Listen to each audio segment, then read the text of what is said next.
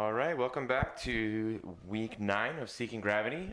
I am Alan Whitemarsh, and in the booth with me, I have James Fox. We have a couple great matches for you, 3 great matches for you guys. As always, we're going to start with the format. We're playing 9-ball. It is a race to 5. We are allowing push-outs and jumping. We must call the 9-ball, so no fluking in the 9. Everything else is flukable, I guess. Right. No template racking, but no pattern racking. That means we're using a magic rack. Winner breaks and cue ball fouls only. I know we keep saying this, but we have a TV show coming. It is being filmed. It's in the process. It's a lot of work. So, as always, kind of keep looking forward to that. We are, in the process of Sometime this month is what we're shooting for. Yep. And it's going to be the live matches is just kind of a precursor to that. That's where I think you guys are really going to get a lot of good content, good pool stuff. Right. So the first match we have for you guys today is Matt McDaniel and Brian Gamonis. This should be pretty good. Yeah, Brian's a little gimpy. He had to reschedule last week. I think he hurt his leg. Yeah, and so he's going to actually be playing 2 matches tonight. He's going to be playing the first and the third. So it's going to be a long night for Brian. And here they go. Good lags. I couldn't tell who was on which side, but Brian won it.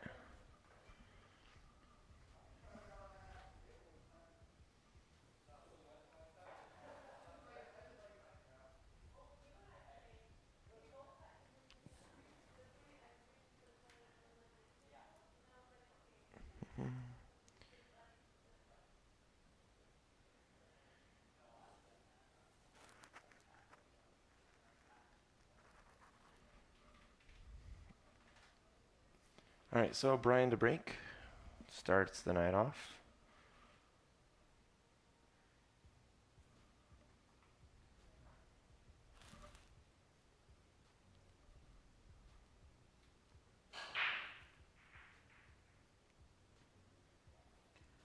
got a lot of movement on the 9 there, but nothing falls. Yeah, probably wishing something would have fell.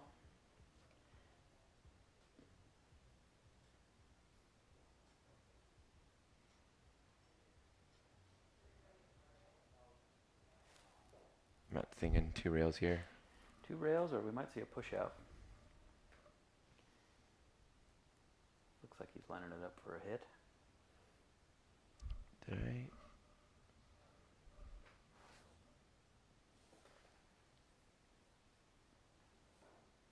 Looking for the best music for your videos?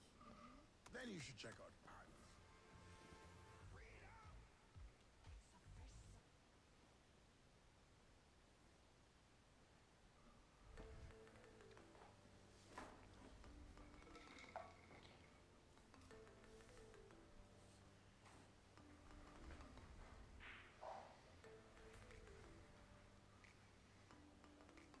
It's a nice shot from Brian. Yeah, not bad for getting out of his truck 5 minutes ago. Right? He showed up at the absolute last second.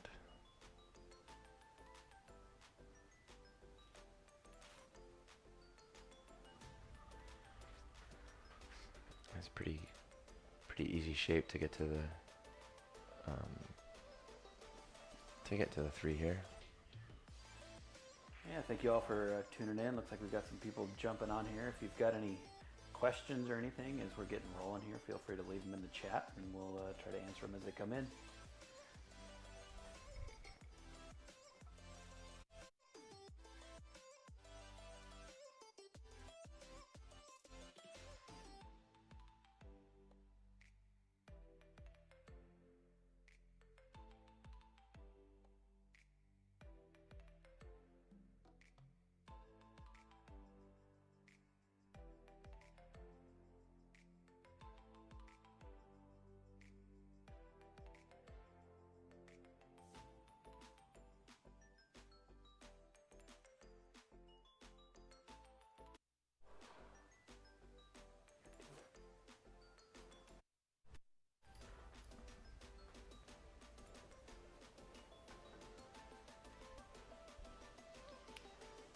Brian might be trying to set up for an early 9 here with the 4 not going past.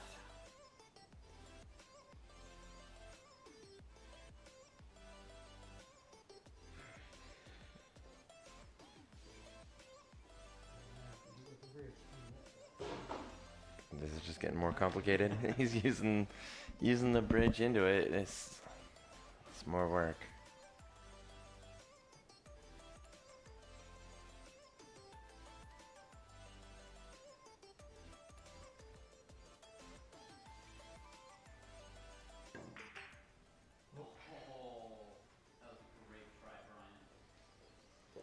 Yeah, it's always tough when you're up there trying to calculate where to come off a ball, and then you get back to your shot and you're like, oh, I can't reach it. Now I got to bridge, and then you got to remember everything you just calculated. Yeah, it's complicated.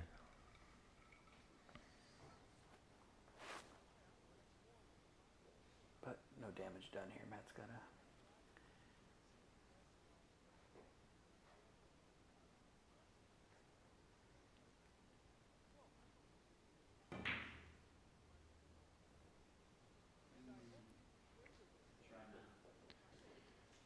I want to say that was a two-way.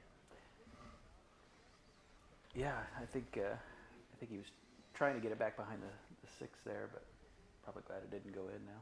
No shot on the 5.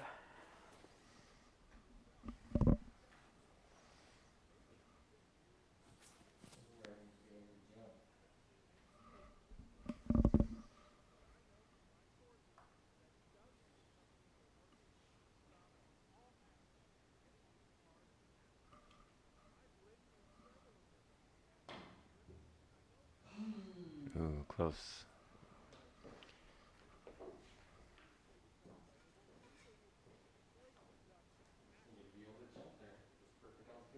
I'm trying to think about the angle he came out. I think he had to apply right to that. I don't think he could have hit it. Yeah, it didn't look very natural here. Yeah. You could see Matt came to the table there. First thing he did was look at that 6-9. Yeah. He's thinking about the early win here.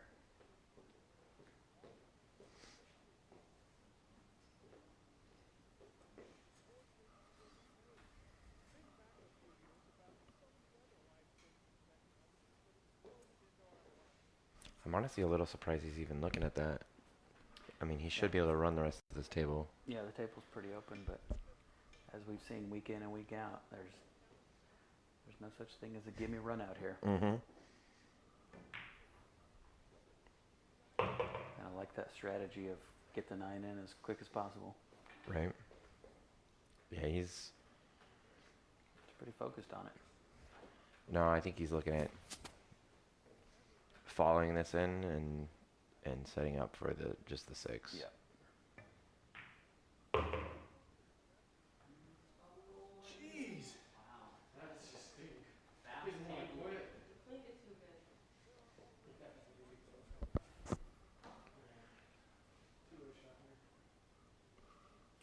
We've seen that a lot through the weeks, especially in the early racks. Just it takes a few strokes and a few shots to find that speed control.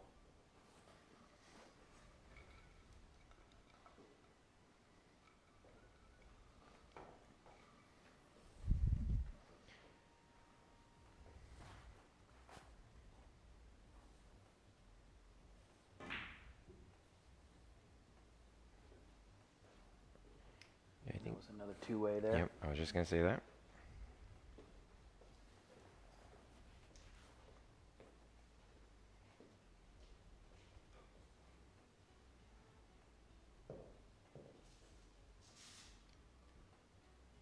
It's tough to tell with the camera angle. I think Brian might be able to see just the very edge of that ball, but nowhere really to go with it unless he can get it up there to knock the 8 in.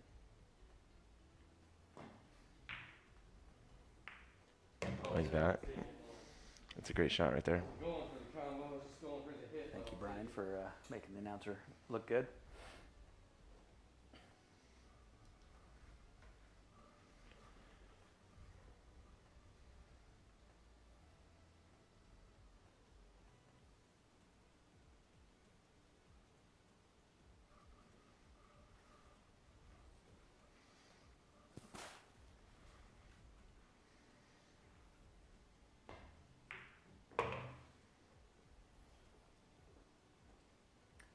know Brian much at all. Really, I didn't know him at all before Seeking Gravity started. He's been pretty consistent in his play, from what I've seen. Yeah, I mean, he kicked my butt.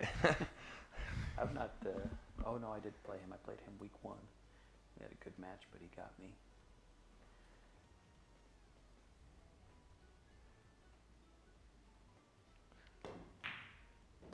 I will say he's very meticulous. He definitely takes his time on every shot.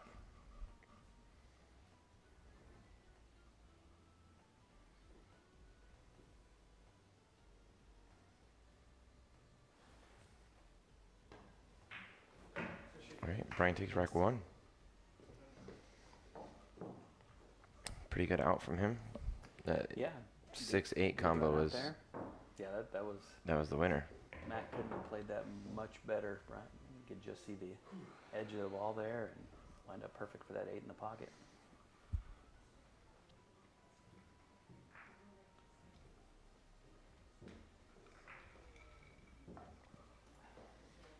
For those of you who just may join us, so it was just missed the first rack of match number 1 of 3 for the night.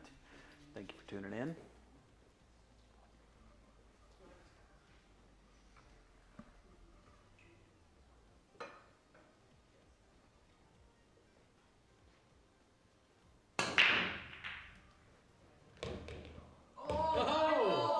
Nice. 9 break. I didn't even That was On the unfortunate. snap, we got a quick 2-0 lead here. finally made one on the break. I didn't switch in time. Dang it. Sorry, guys. We'll get that one in the highlights. No, not so much. Yeah, I was trying to look at comments, making sure I wasn't missing anything, and then I missed the important stuff.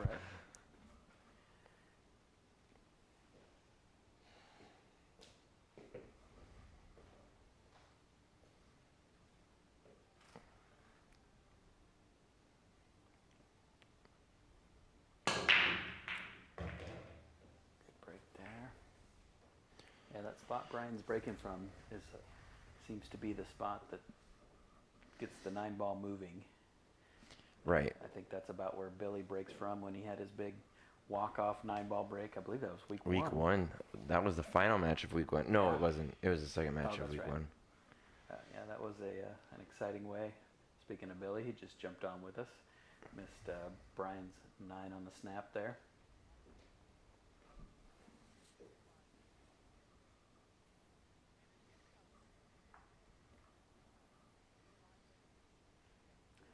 I made the 6 on the break. I don't think he can see the 1. I think even 9 weeks in here, a lot of us don't really think about the push until about rack 4 or 5 of our match. Right. Or when you're back in the commentary booth and you go, oh, wait. I can actually... Oh, yeah, we can push. I should have pushed.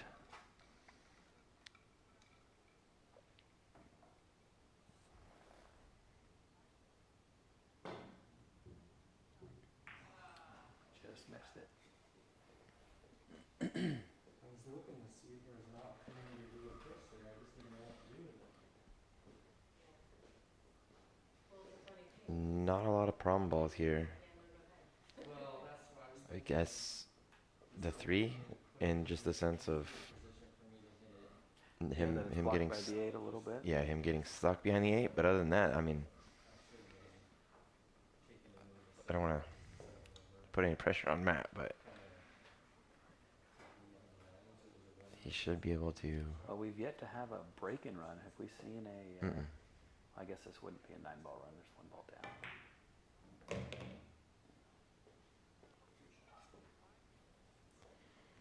You should be able to... Yeah, I got probably a little more angle on that than he would have wanted. Yeah, I would think a lot more angle actually. So he's gonna power it. Yeah, he's good. This is one of the rare times I've seen Matt play where he had the opportunity to warm up a little bit before he played. Right. Usually he's scrambling to Yeah. get back here in time to make sure that the stream starts, and it definitely adds pressure. And I think To be honest, I think he's only spending 40% of his brain power on pool and 60% trying to make sure that I'm doing everything right back here. That's a big worry. You know, you're kind of a wild card. Yeah. Good shot there. It's all set up for him here. Just gotta stay in stroke. Don't get ahead.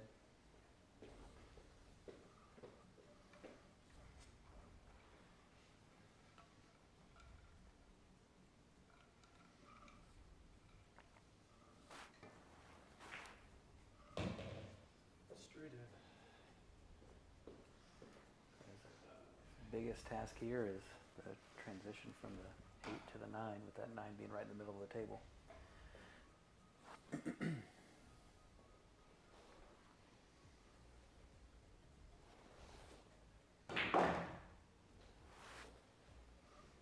Yeah, he's feeling it. That's, I think, a little straighter than he wanted.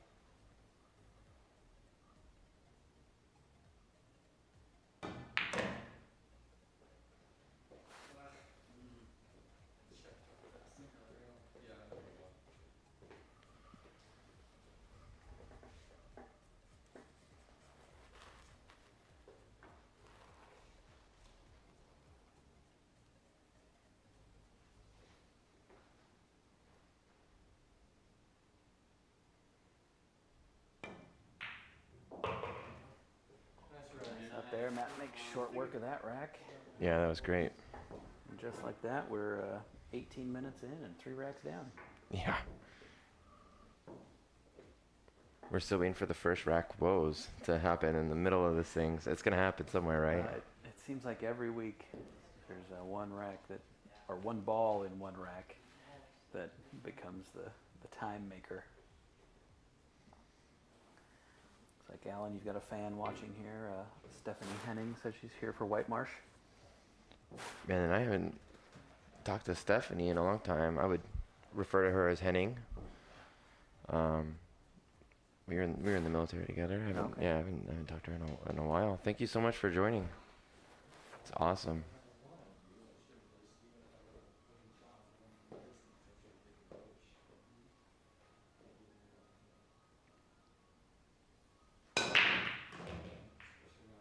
Matt looking very stealthy in his black shirt and black mask there. Yeah.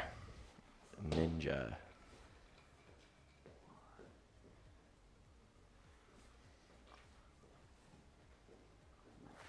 7 ball on the break, and decent look at the 1 here.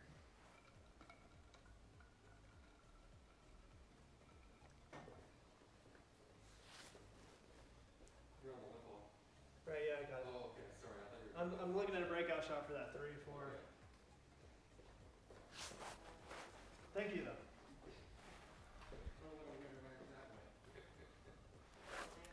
Let's see if we can full on announcer curse Matt here. He just had an 8 ball run out. Can he get the first break and run of the session?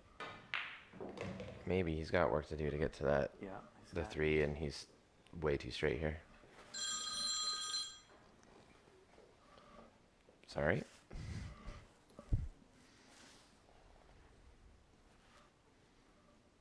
And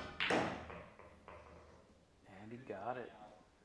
Oh, he got it, and then he He got the contact. hooked himself, I think. Although I think that he could go 3-9 if he wanted to. I think you can see enough of that 3. I think you take the win over a break and run. Does that count as a break and run? Well, It does not. break and win sounds better. Mm-hmm.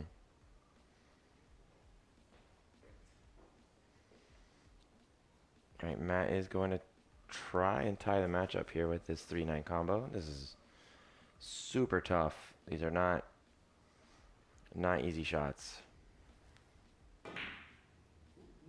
Ooh, and he almost made the 3.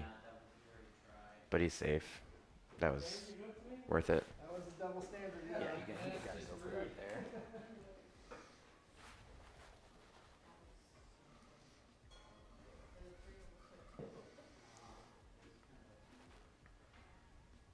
So have you had a lot of opportunities to play on your new table?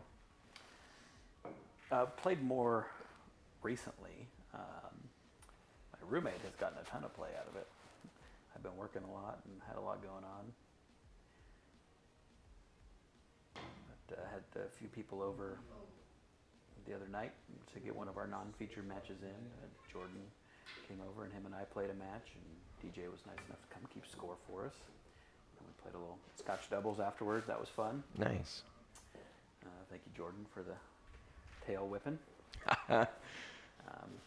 I'm firmly attached to going for the wild card this session. Watch out if I get it.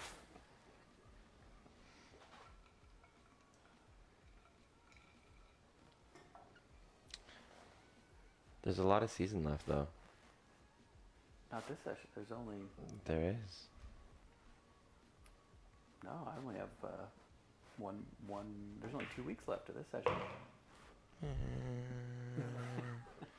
We're doing... You know, we've been talking about expanding it to twice as long. Okay. Got Matt looking at another early 9 here. This one's a lot more straightforward. Yeah, those are ones that you're more likely to make them if you hit them a little softer, but you hit it soft, you leave that right in the pocket for your opponent.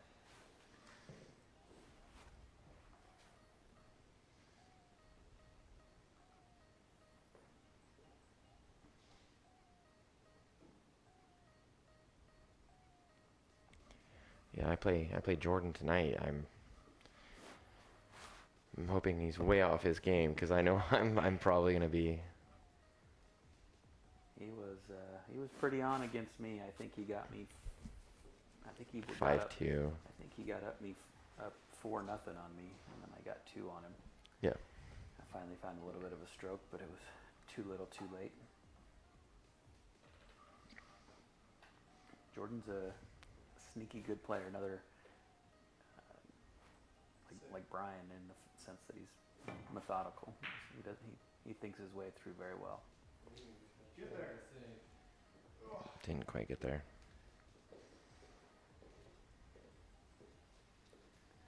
Sean, thanks for tuning in with us. Haven't seen you for a while. Hope you're doing well.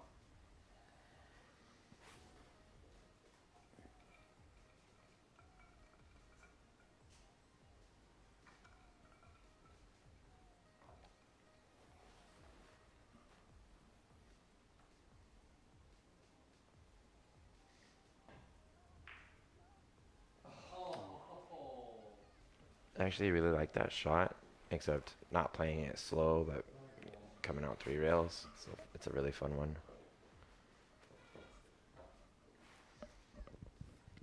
I remember I missed a shot like that in league. I don't know, 2 years ago, and I I practiced it for like 30 minutes, trying many different ways and to see how to get on the ball, and I'm pretty shocked that Matt just did that actually. I think I got that much of it. A little uncharacteristic there for Matt. Those are the ones that sneak up on me when you got that real simple ball in the side. That cue ball just seems to skirt down that rail.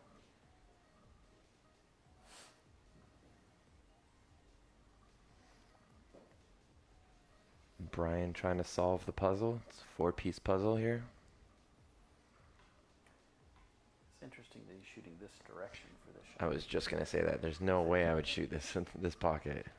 If you go to the opposite corner that he's looking at, just naturally follow for the 6, but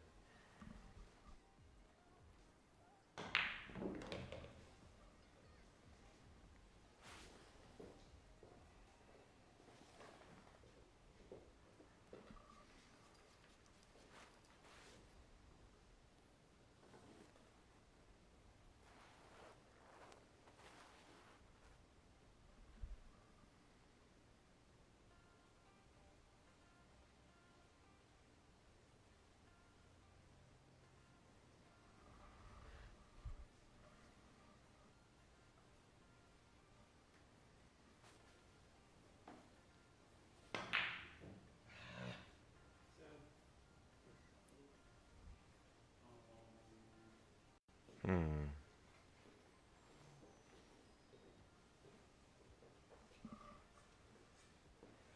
Yeah, it makes the puzzle a little harder for Matt.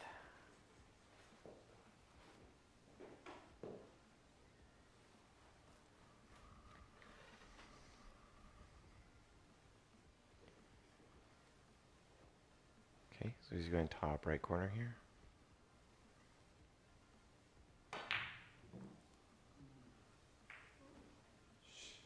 Tough.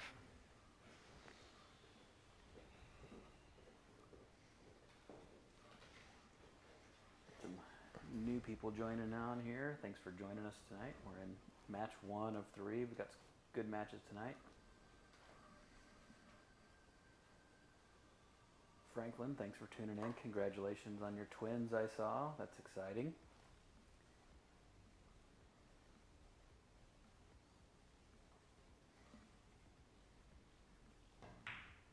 Come on, Brian. How do you miss that bad? Hi Diet. Hi Tiffany. Thanks for tuning in.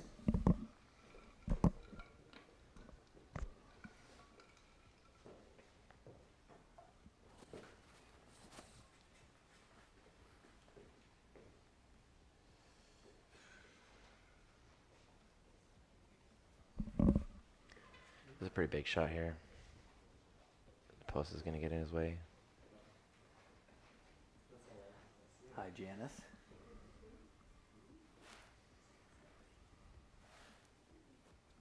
That's a good stroke tester there. Nice shot. Let's see if he gets where. Not quite. It's a tough one to get enough momentum on it when it's that square out of that straight of a shot. On a 9-foot table. It's a big, big table. 9 feet does not seem like that much, but... Until you play on a 7-footer and then go to a 9-footer. Right. And 7-footers look just... They look like little playthings after you're done playing on this table. Don't go in. Cool. Yeah, we went down, a few of us, before they shut down again, and played a few racks down at one of the local pubs, and they have an 8-footer, and even an 8-footer with normal pockets felt much smaller. Right. Oh no. He missed the whole thing.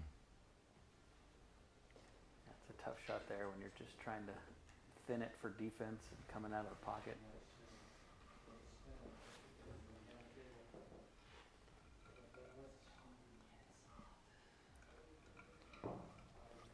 I'm guilty of giving ball in hand to my opponent many times on that shot.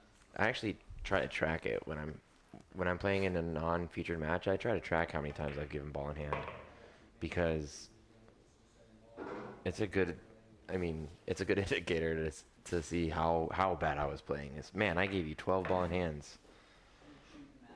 Matt ties it up here 2-2. Our first match of the night. Stop cock blocking it, man. Yeah, I think Brian's given Matt 3 or 4 now, and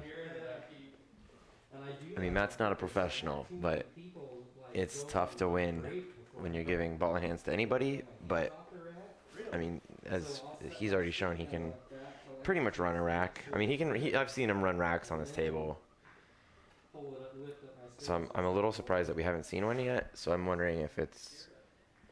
You know, it feels like every week we talk about it and somebody gets close and something fluky happens or Right. something rattles. Or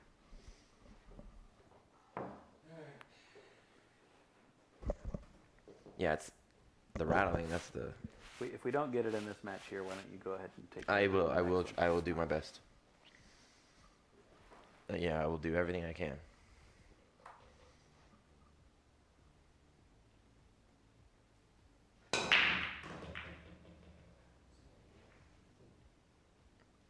Makes the 3, sees the 1. Not really a good shot on the 1, so I expect a defensive play here.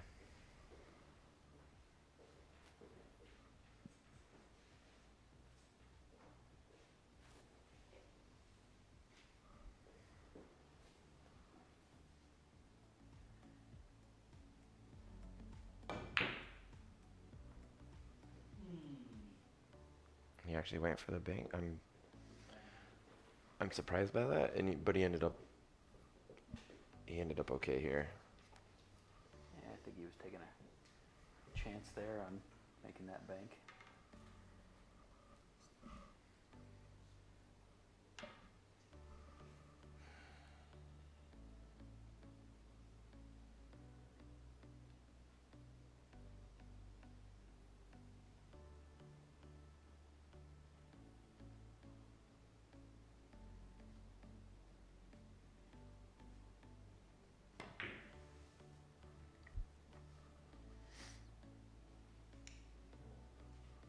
Yep, still that. Brian attempting to play defense there, kind of gives Matt like a window here. It's a tough shot, still a 7-foot shot or so.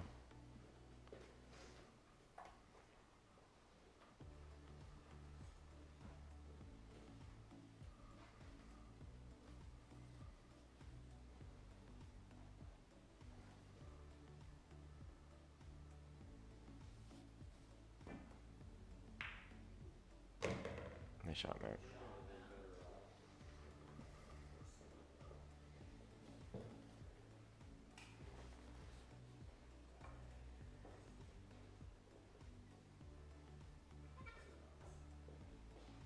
Not a ton of issue left on the table. 6 ball down on the rail. 7 behind the 9. Other than that, it's pretty straightforward here for Matt. Yeah, 5 to the 6 is not going to be easy. Yeah. Going back and forth. Through the traffic is something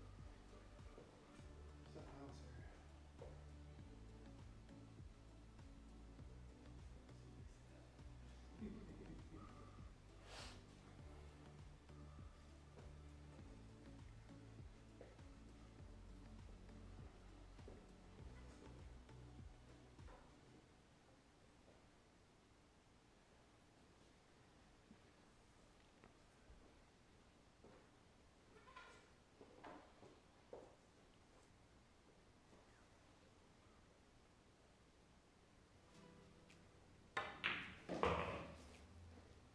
here. Ooh, tough. He's going to have to bridge over these 2 balls here.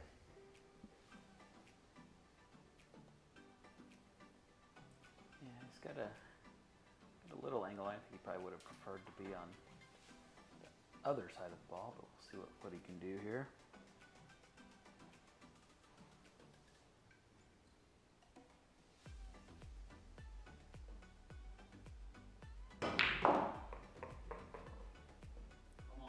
He's stuck behind it.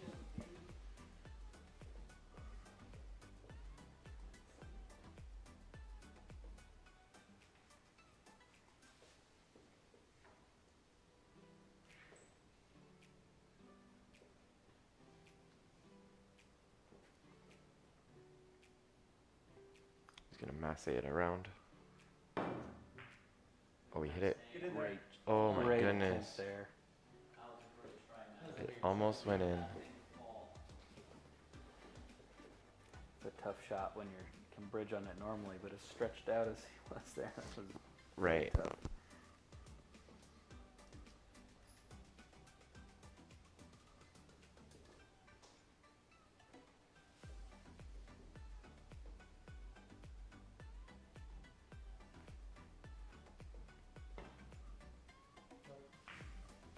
Oh, it did go. And I hope Uh-oh. that's a good job. Hard shot. Yeah, those are those shots where it's just tough to control the cue ball. There's not much you can do.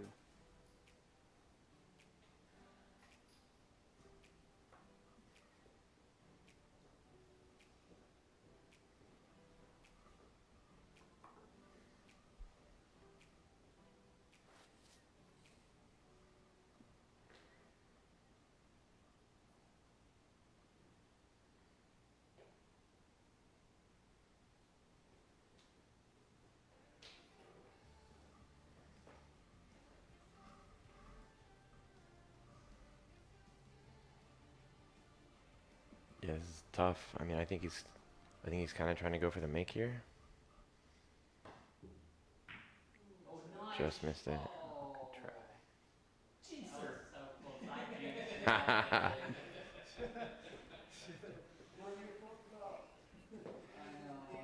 Jordan's the nicest guy ever, but he cracks me up. Nice shot. Brian's blaming Jordan for that miss. It's your fault. You cursed it. He got nice shotted.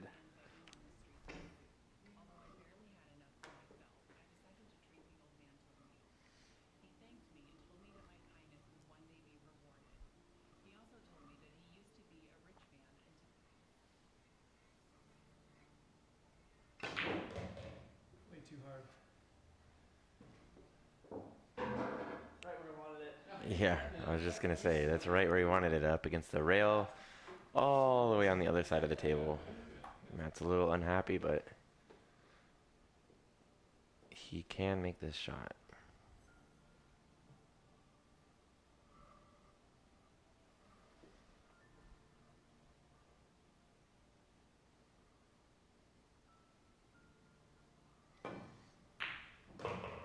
Get there. That's about perfect.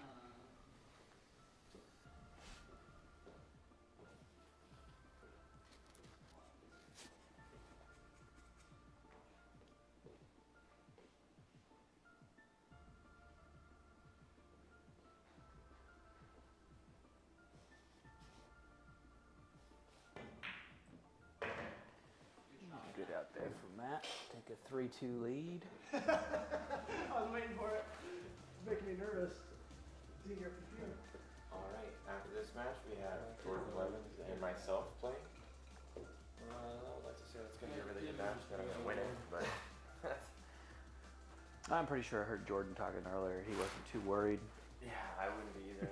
Jordan's a great player, and just the fact that he does it with, with his eyes being the way they are, is just incredible. I've only actually played Jordan, I think once in the league, and I think, oh no, I played him twice. I played him in 8-ball and in 9-ball, and I think he obliterated me in 9-ball, and I was throwing a fit, and then I ended up beating him in 8-ball, or in 9-ball, yeah, 8-ball, but it was.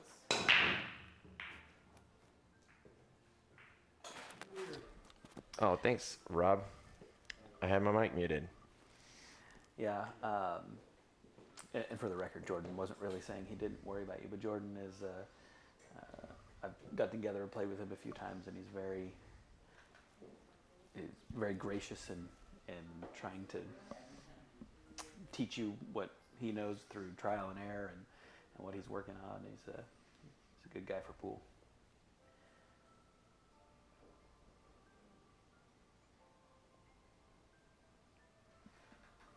Yeah, I enjoy playing him, or just watching him.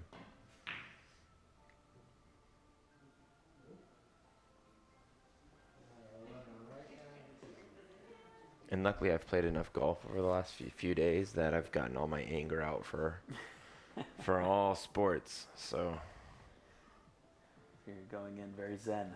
yeah, there's no anger left.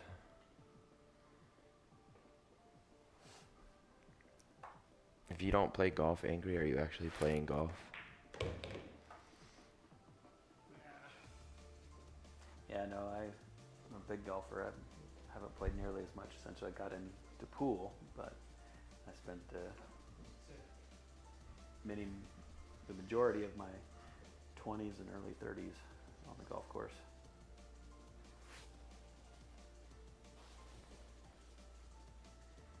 A little bit of a tough cluster here.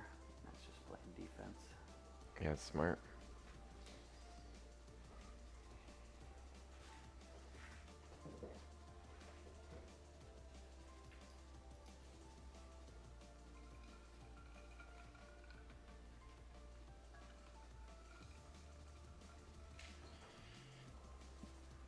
Brian's had a lot of shots like this tonight. Uh-oh. Oh, Matt Ballingham with what looks like a wired 2-9 combo. Yes, it is. don't know if it's actually wired.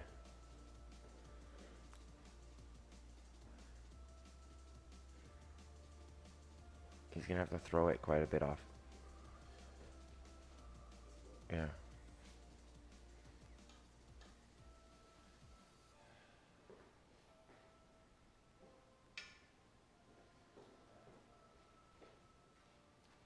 I don't know how close that 2.9 actually is to each other, but I would venture to say this is going to drop.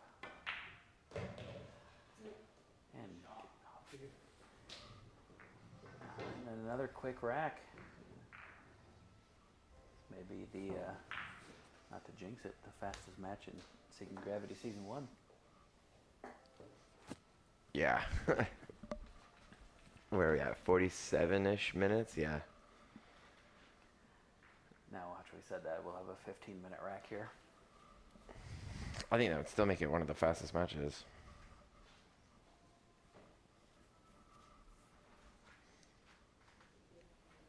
I think overall we've done a pretty good job of keeping them within an hour and a half or so. At max, yeah. Especially since a lot of them actually go 3-5 or hill.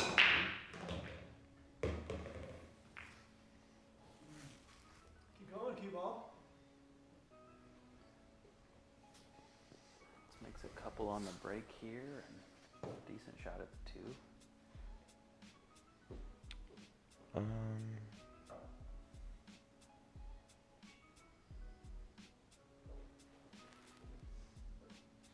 I think this is it.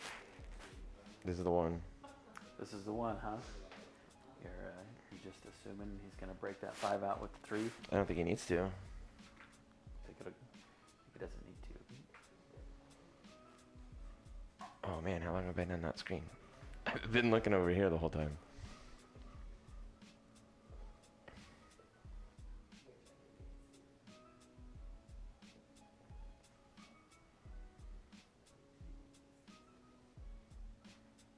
This angle, cue ball's going to be shot. Yeah, he just needs to make sure that he is on the, basically, right where the cue ball is right now. After that shot, anywhere, pretty close to that. As long as he's not on the left side of the 4, so that the 4 or the 5 can come bottom left pocket. Yeah, or could roll it forward and then shoot the 4 down. 8 got in the way. Now it's harder. You want to cheat the hell out of this pocket. Yeah.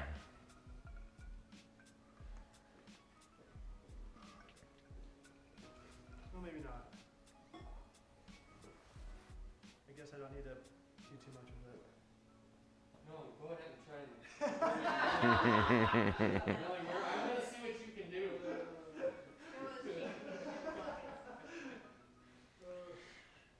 Matt was saying he's gonna have to cheat the pocket a lot, and on this table it's very difficult to do that, but he realizes that he doesn't actually need to do so to make the 5 ball. He left it to a spot there and he can still shoot the 5. Yep. And Brian's trying to goad him into cheating the pocket because it Pockets are huge. You can cheat all you want. makes it way harder.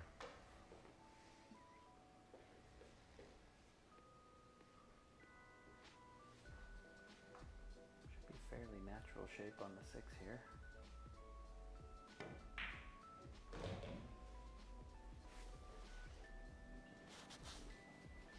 And then he's got natural shape on the 8.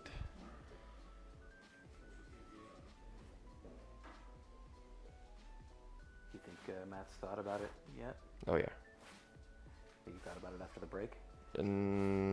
Maybe not, but he Maybe when he definitely made the thought about 5, it when he made the probably. 4.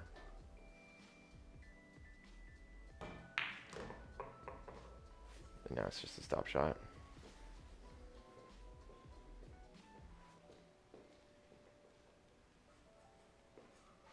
Do you have the applause button ready? I don't.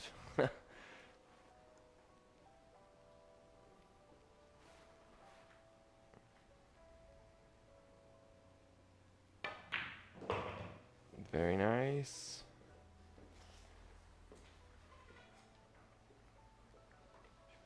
a timeout there and go out and talk to him about it? No, no.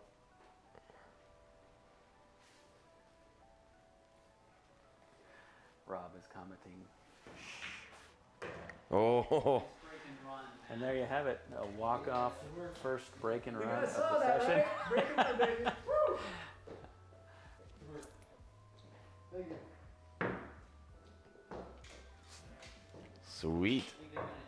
Matt breaks and runs to win the first match of the night. First break a run on this table in a live match. Yeah. Good shooting, Ryan. You shot I just want you to know, seriously, didn't I called that You did call that. at the break. There is no such thing as the announcer curse. We have proven it. Yeah, So does not if you ever exist. miss a shot and you blame it on the announcers, it is not true. All right, guys, we will be back, but we have Jordan and myself coming up in 5-10 minutes. I have to actually get my cue out and go practice and or warm up and get ready to go. So I'm sure Matt will be taking my spot, but I will see you guys on the table.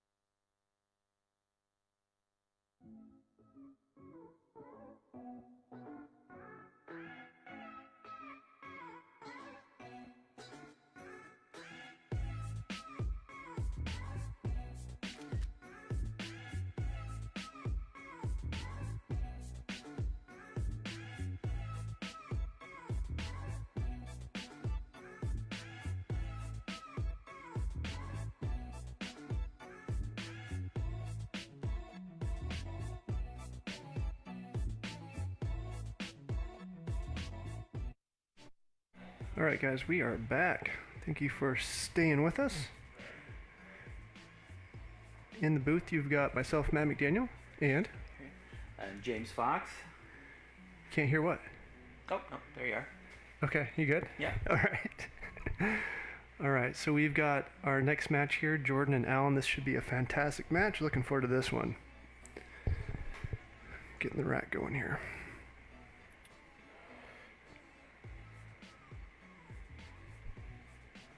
Matt coming in fresh off a victory here in his first match and our first ever break and run on this table in a feature match. That's right. Felt good. It only took 9 weeks and 1 match. Right.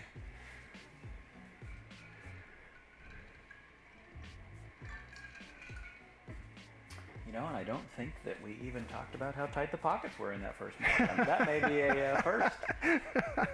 Another first. You guys both shot very well. I don't think that there was a ball really rattled in that match. There was a couple I had to force in that I was really nervous about. Yeah. Jordan got a little English on that winning lag.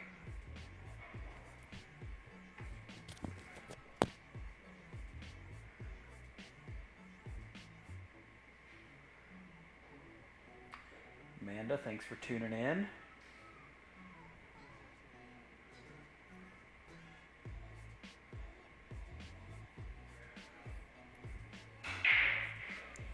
Whoa, some crazy spin on that cue ball.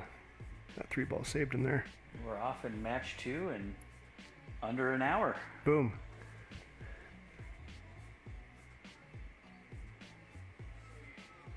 Good break there by Jordan. 2 balls down.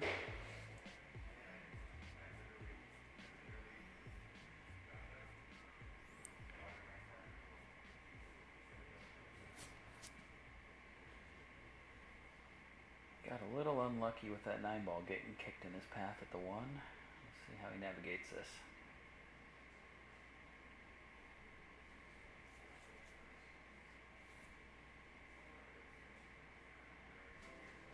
Sorry for my quietness. I'm trying to get us back to the live control thing here. And I cannot remember for the life of me how to do that.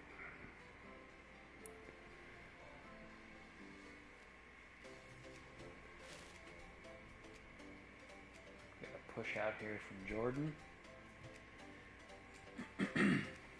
So you and Jordan just played, didn't you? And it was a non-featured, right?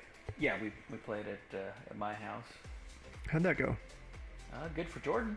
Yeah. So, He got up 4-0 on me, and I came back and finally found a stroke and got 2, but it was too little, too late. yeah. Told Alan during your match that I am firmly attached to going for the wild card for this session. So Jordan was jokingly talking about the fact that you've only got 1 win under the belt so far, and it's me. Yeah, So make sense of that.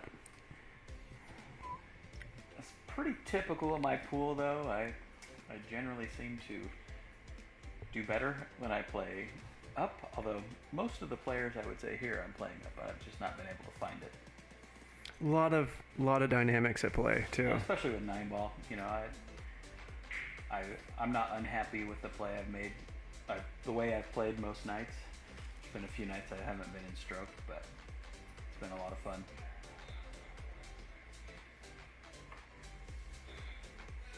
Just building that drama for my story, you know, get that wild card and my Rudy moment. Mm-hmm.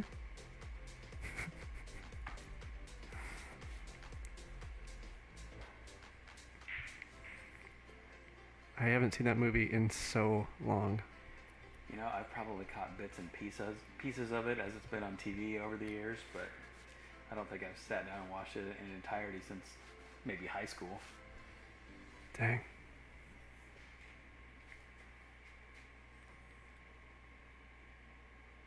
Surprised he's not taking that template off the table. It's your favorite family tradition to drive to that familiar beach house with familiar faces. I think he wanted to make that one, but it worked out pretty nice for him.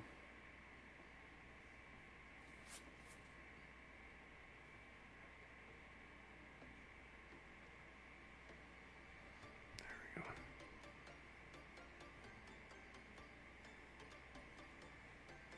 So what did you guys talk about during match 1? You know, you guys were playing so well. We really talked a lot about your play. Virtual blush. What's that? Virtual blush. Hashtag blush. There was not a lot of dead time between shots. We talked a little bit about our episode coming out sometime this month. I think is still That's the goal. on the docket. If we can get it all filmed.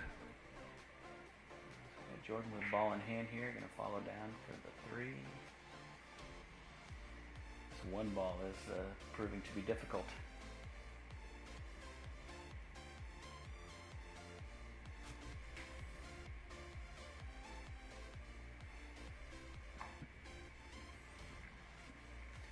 So for those of you watching, we're filming in the Tacoma, Washington area. If anybody's outside of that area, drop us a comment. Let us know where you're watching from and how you found us.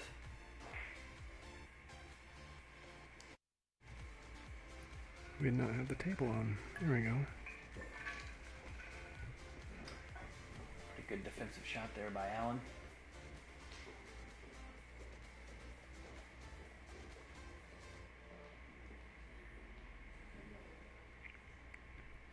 Yeah, so Rob's asking about the new mask that I wore, and I liked it much better, so it's much more breathable, resulting in less hot air going into your eyeballs while you're shooting. I mean, there's no ideal mask. I would mention this to James on my way into the booth between matches here, is that there's no mask that you can put on that will feel like your normal face, because I was telling James that I shoot with my chin on the cue, and when you're wearing a mask, you can't do that, you know, and you don't have that the groove, I guess. You've got that routine, right? You feel that certain spot, just like you feel the cue in your hand or on your bridge.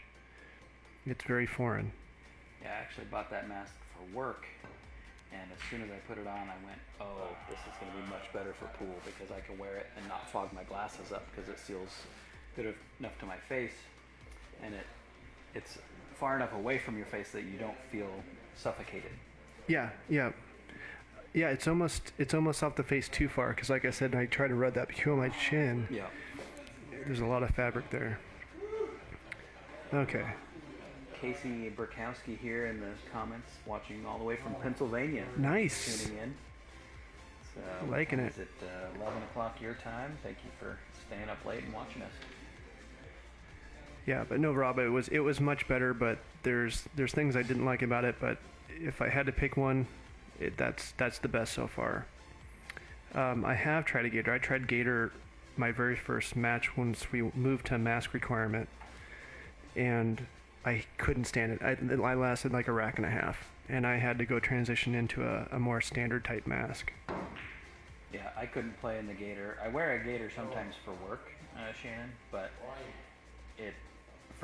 especially with glasses, they don't seal nearly tight enough around the nose, and especially bending down to shoot pool, every time I would breathe, I'd fog up, so I can't do a gator while playing. Well, for me, it was all that fabric build up on the back of my head and neck. You felt all that pull. Yeah.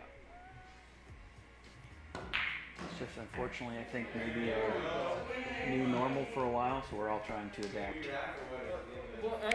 Are we still on the glorious rack 1 here? Yes, we are. And so we just celebrated a ball going in the pocket from the table. We celebrated the one ball going in the pocket. Oh, jeez. Jordan's so hilarious. Brian was giving him grief because Brian would hit a shot and it's going for the pocket. And Jordan go, nice, the Jordan nice shot, right? Right. It's classic. I hear that in my sleep. Yeah, The- we heard it in your match on Brian's kick shot. Yeah, and he did the nice shots a little too preemptive a couple times, and Brian actually missed, and he's like, "Thanks a lot, Jordan." Although we did prove, Alan and I, during your match, the announcer's curse It's broken. is not real. Because on your final break and run, we were talking about it at about the 5 ball. Yep. And you got it out. So we have proven once and for all that it's not a real thing, and if you miss, it's your fault. So, I mean, you guys saw it right out of the gate, didn't you? Well, our only The question pattern. was the 5 ball that was tied up with the 9. And Yeah. once you had shape on that and made it, we figured it was over. Yeah, that was the key shot. Going from the pink to the purple for sure. The pink to the purple and then making the purple. That wasn't a Yeah. super straightforward shot with the Yeah. pink being that close. Yeah. Yeah, Casey, I understand, you get a couple matches in with the time difference, but we appreciate you tuning in for the last 3 or 4 weeks. Yeah, Casey's That's been awesome. with us, man. Yeah.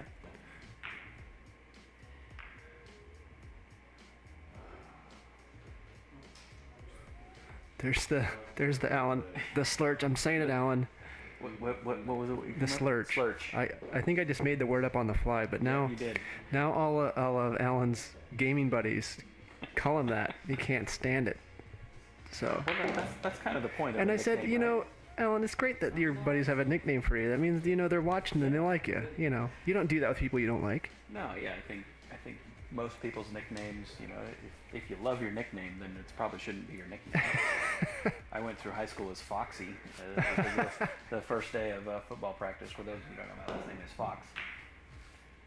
And first day of football practice freshman year, coach said, "Hey, Foxy," and that stuck Oh boy. all through high school.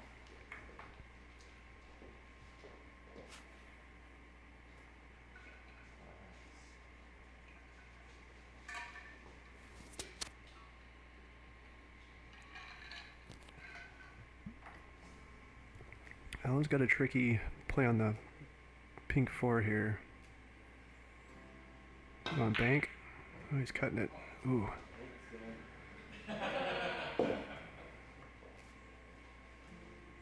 Alright, that's gonna bring Jordan back up the table here with a not easy shot. It's doable. I think I've had this shot on the 9 ball a couple of times.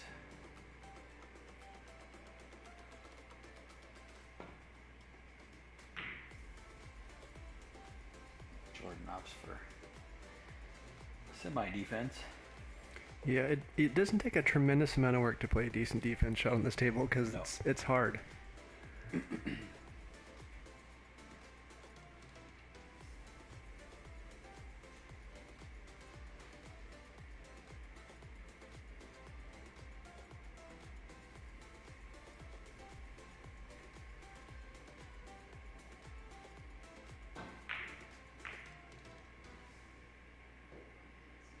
Uh-oh. Whoa. Sometimes the tight pockets pay off in your favor. Man.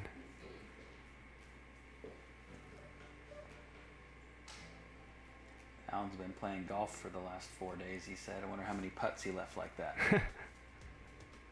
The one time you want the white ball to go in the hole, Right. right?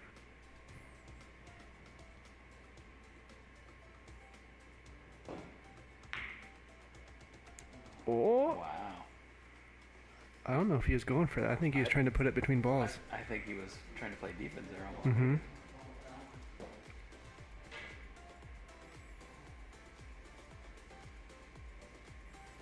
We got DJ running cam 3 tonight, doing a great job.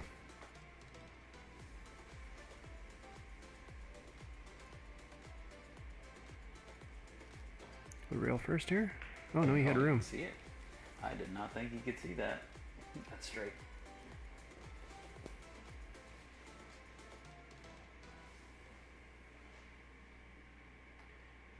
Set up here for him. It's a little speed control game.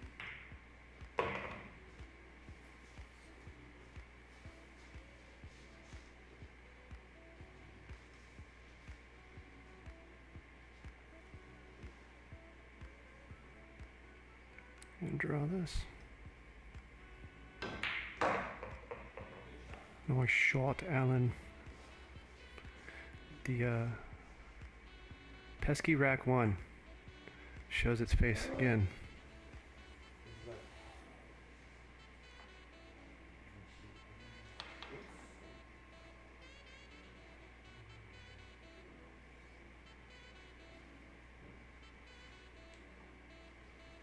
I'll go 2 rails here just to make sure you get it there.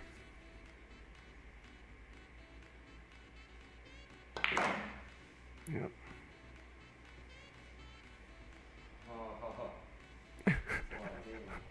What was that? A little reaction there from Alan. Maybe it's straighter than he wanted. I don't know.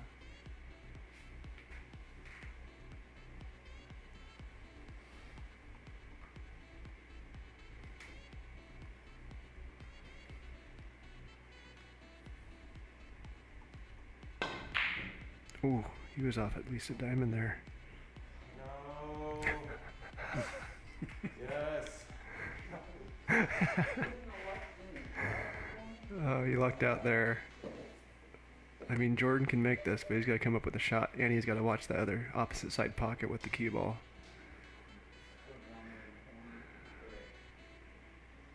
As long as he doesn't poke it and he's smooth, it should roll right past that pocket.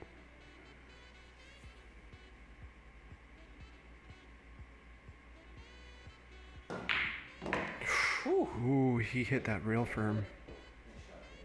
Dang, nice shot, Jordan. It's, it went in, so I won't question him, but I don't know, I was worried about that, you know. I don't know that I would have hit that hard. Well, thanks again for tuning in, everybody, on your Monday evening. Hope you're enjoying some pool here. There's not a lot of pool going on. No. Well, especially in our state. I'm sure other states have some different, but it seems like most of the country is still pretty locked down. Yeah, if you are watching with us, we'd greatly appreciate it if you're enjoying the program and the pool, give us a share and share us with your friends.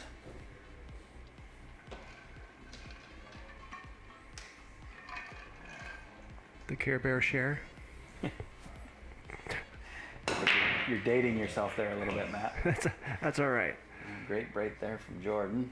I'm still not nearly the oldest. That's gonna be Billy, right? Billy or Rob? I don't know. Billy's. I know. Rob's watching. Billy might be watching too. He was on there earlier for sure. They need to throw their ages up here. Rob, who's the old man of the group? You or Billy? So you just turned 38. I did. Caught up with me.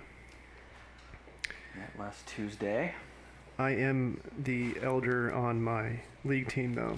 My other league team. By, I think, quite a few years. I think I probably am too, except for the team that I'm on with Rob. Nice shot, Jordan. Rob is saying, didn't quite say his name. You don't look a day over 49, Rob. I was going to say 53, but sure. Well, Alan got a good hit there, but kind of sold out on the one ball. Jordan doesn't have an easy shot, but he's got to put a good stroke on this to get good shape on the 2. Rob says he's 47. I have really no idea how old Billy is. I think Billy's got him. Ooh. Wipes its feet on the way in, but drops.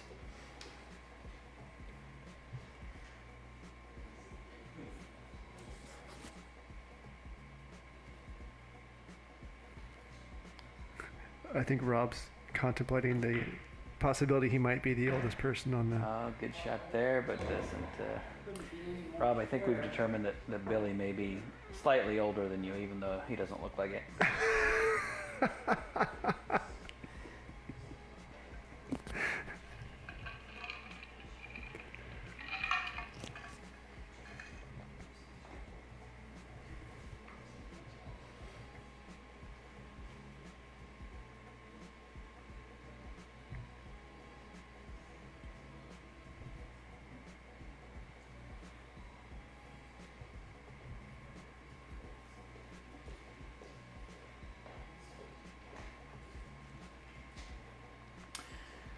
Yeah, I'm not sure, Janice. I didn't know Rob was 47. The age difference between you and him. I mean, you're in your early 30s, Janice. That's a big age difference there.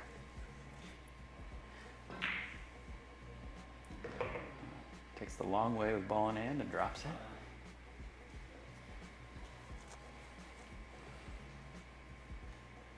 Oh, but he got me. I thought he was perfect on the 4, but the 4 is pink. Oh, were you looking at the wrong ball? Yep. The only time that comes to my mind is when I see a possible break and I'm like, okay, you have to remember the pink and purple. He was well off on So that too. you can answer a question for us here, Matt. On your final rack there, at what point did you think about the break and run? Right out of the gate. Right out the gate? Yeah, because I know everyone's had a target on that first break and run for the group. And I saw it in an earlier rack too. I misplayed the one ball, I think it was. I didn't have the right speed on it. So it looks like Billy has Rob by a year. So Billy is our Ooh, nice. elder statesman.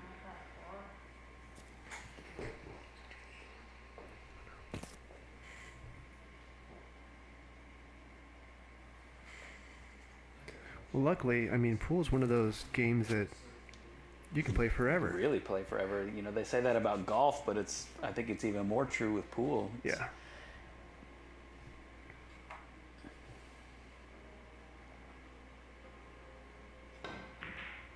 Nice shot.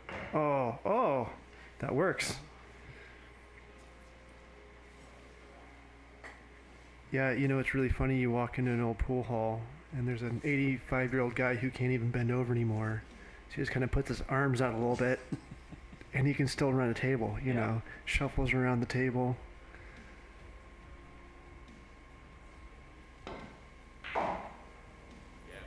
He's not going to like that. A little firmer than he would have liked there.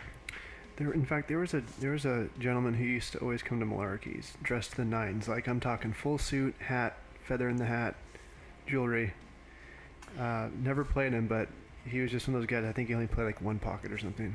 And unfortunately, I did not get started in pool until right before Malarkey's closed down. I think I only played in there twice.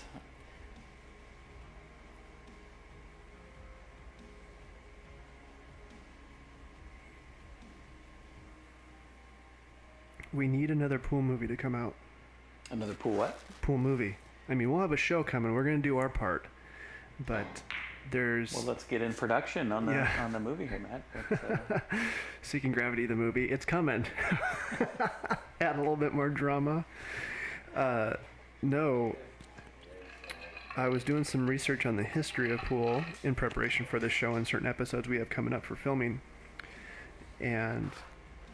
I mean, you kind of suspected a little bit, but when The Hustler came out in the 60s, there was a huge resurgence. Nice wow, shot I there by highly regret Jordan. not being on the other camera.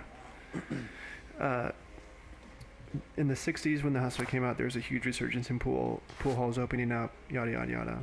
The same thing in the 80s when Color Money came out. Very interesting, I think, to that degree. Especially with the struggle that our local businesses are going to go through right now and when things open back up. Need that kind of shot in the arm to bring the attention back to pool. So Shannon asked if Matt Damon can play Alan.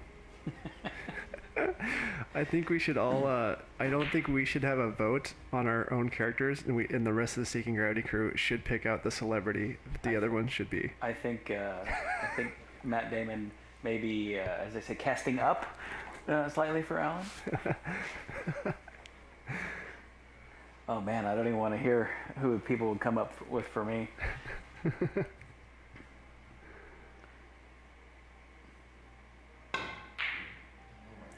Did you see his cue? Yeah. He'll watch that and he'll see that shot later. That was a great camera angle there. Thanks for the shot, DJ. Well, yeah, so Joy, we were referring, The Color Money came out in the 80s, and that was essentially the quote-unquote sequel, not so much sequel to The Hustler. And yeah, so that's when there was another resurgence in pool. So we've had a couple productions try. Like you've got Pool Hall Junkies. Which I have never seen. It's okay. Christopher Walken's in it, and Yeah. that's the reason why I watch it, because it's hilarious. I've seen clips of it there. All right, so that takes Jordan 2 up on Alan.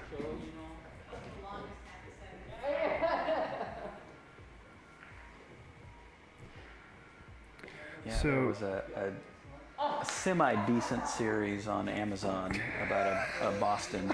Sorry, I just read Rob says Charlie Sheen for Jordan. Oh man, Oh, that's funny. we'll get a little tiger blood in there.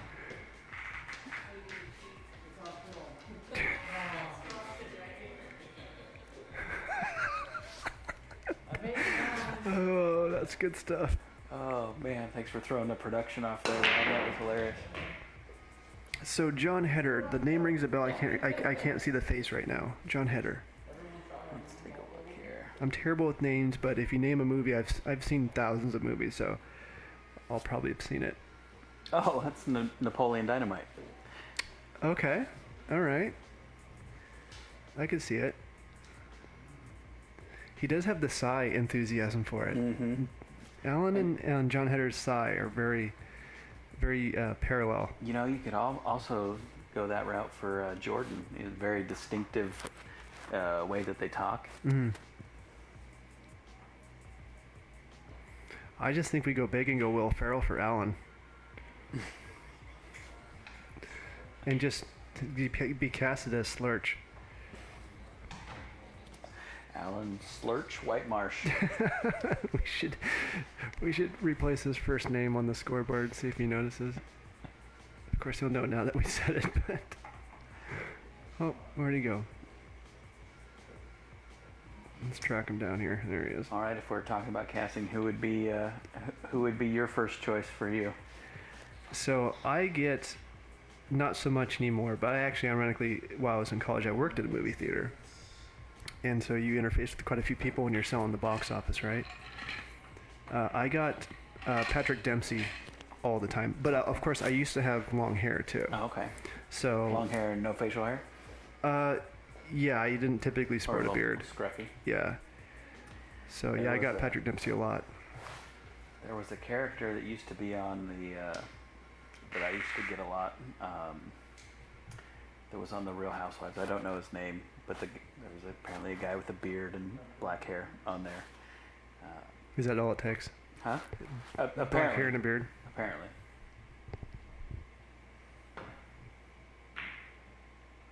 Well, since we know he's watching,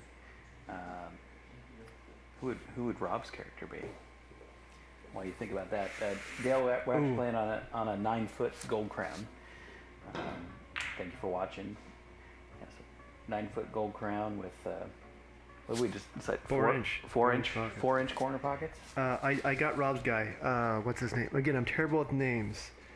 And I can't believe I can't remember. From Wedding Crashers. He's not the blondie. He's the tall guy. Oh yeah. What is his name? Right? As soon as I hear it. Janice says Dennis Leary for Billy. That's a good one.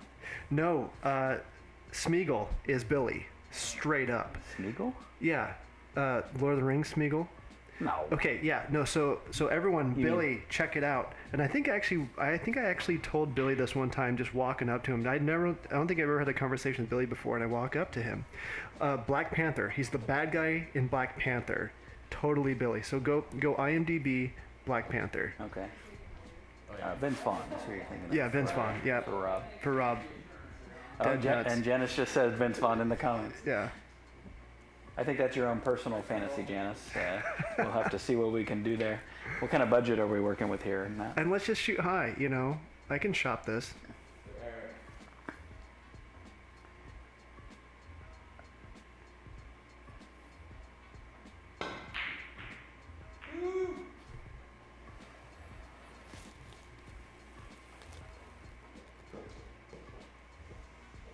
All right, that brings Jordan back to the table.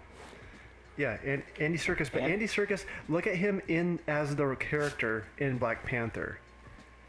It's got Billy written all over it. So you need to probably just IMDb Black Panther. All right, Jordan Goodspeed. Oh, Oh yeah, I could. He's Straight got up. the goatee and everything. That's definitely Yeah. him. Billy, check out some Black Panther pics. It's totally you. It's very unlike Andy Serkis too.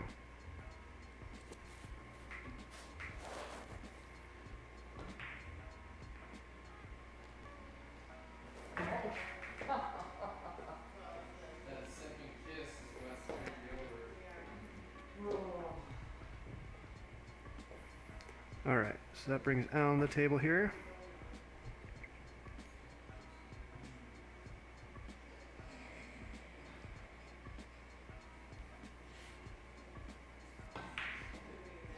Ooh. Neither of these dudes are on their game tonight. No, That's for sure.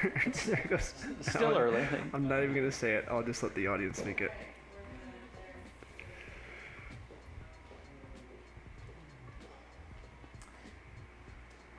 Janice, I'm not sure who Martin Freeman is.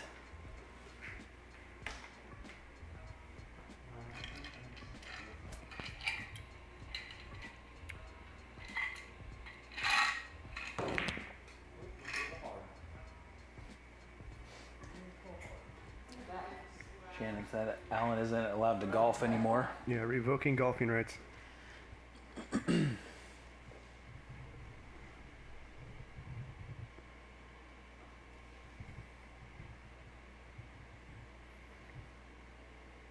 We should make the trailer though. That'd be hilarious. The trailer for the movie that we'll never make. We need to get the trailer voice guy though. The epic. Oh The yeah. deep voice. In a town. Yeah.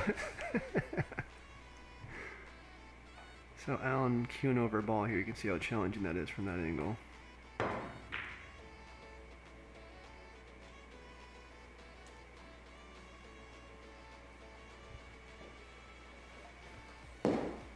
So our females, so Eiley, Eiley and Julietta. yeah.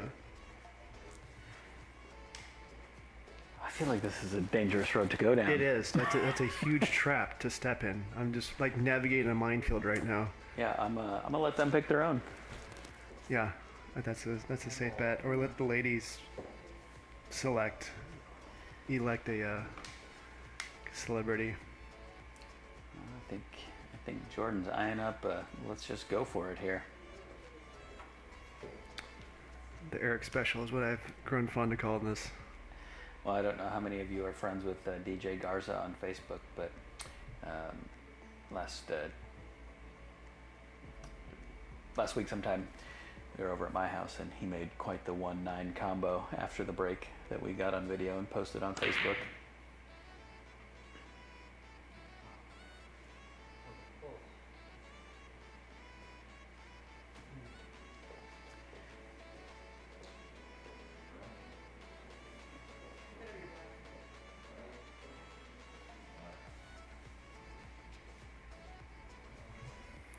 All right, that brings Alan back to the table here.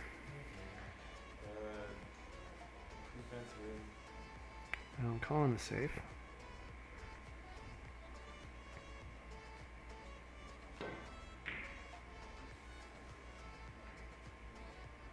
Whoa.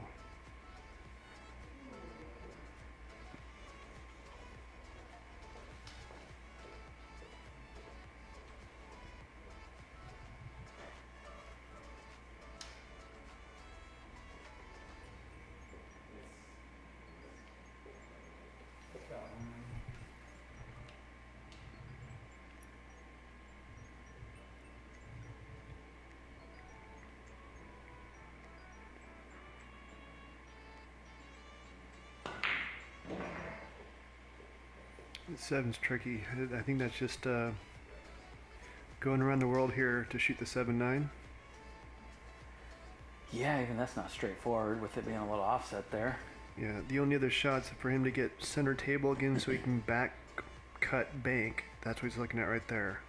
He can back cut bank that 7 ball to cross side.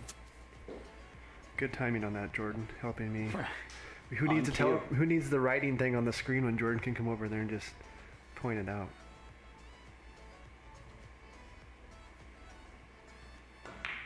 Oh, he's not going to get there. So he's not going to have the angle because it would double kiss if he tried to go for this. I don't think he can sneak the cue ball past.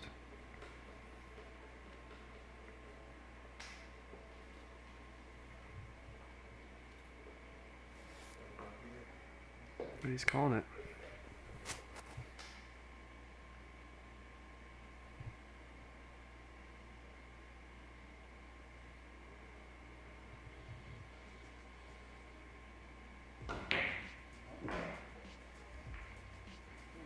All right, so let's see if Alan can capitalize on the mistake by Jordan.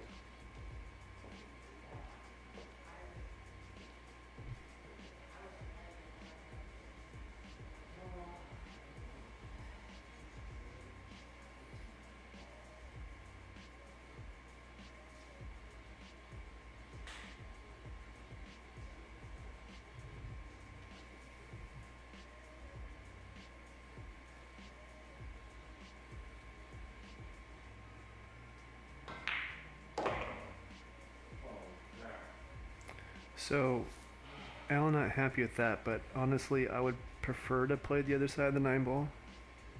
So you're not shooting it past the side pocket.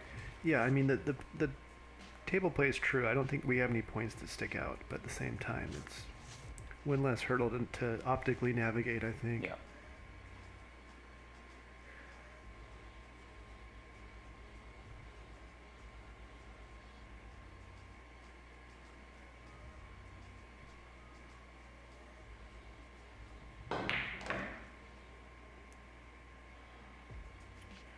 Well, one more good shot, Alan.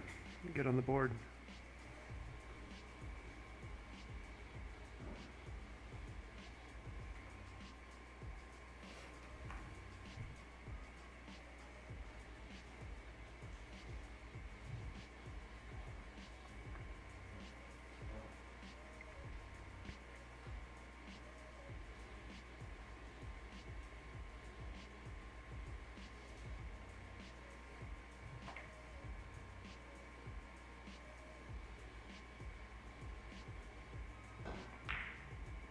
Ooh, we almost had it.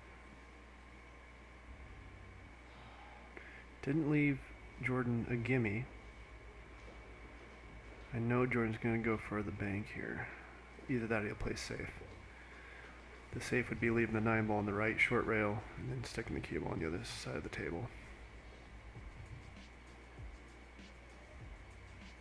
He's doing his diamond system, so I think he's going for it. Yeah, Jordan's pretty confident with his banking. I think he'll go for the bank, but hit it hard enough to where if he misses, it'll come back to that short rail. Would be my guess.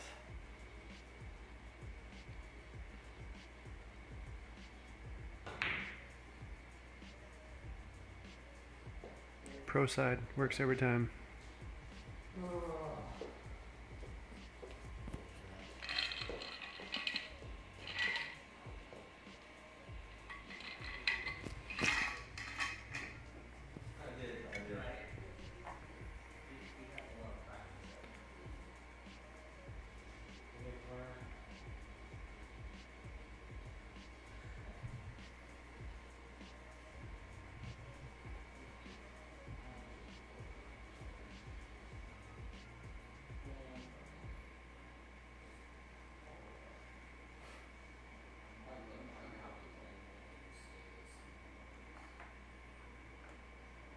That's a nice shot by DJ right there. Ooh, a little focus pull. Nice, dude. Getting fancy with it.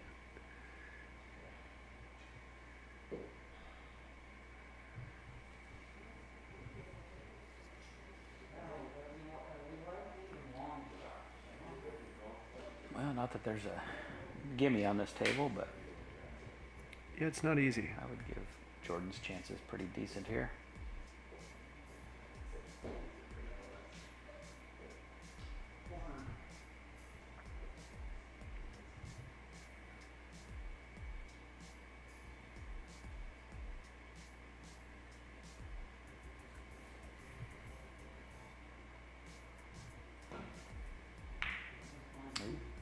Uh-oh, uh-oh, uh-oh. Ooh. Maybe Oh. the announcer curse is alive and well.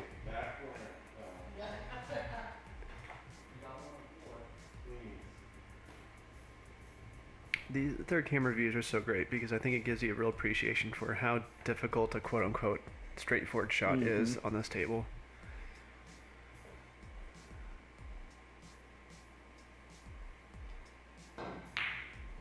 Yeah, sometimes you get that overhead view. It's like, oh, this is pretty straightforward, and then you get down on that shot, and it's not nearly that way. All right. You can face against the handbar around here too long. Still not a gimme.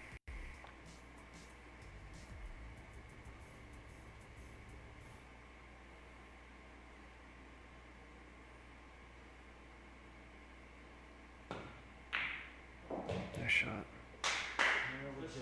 Oh, All right. Jordan So, takes rack number 3.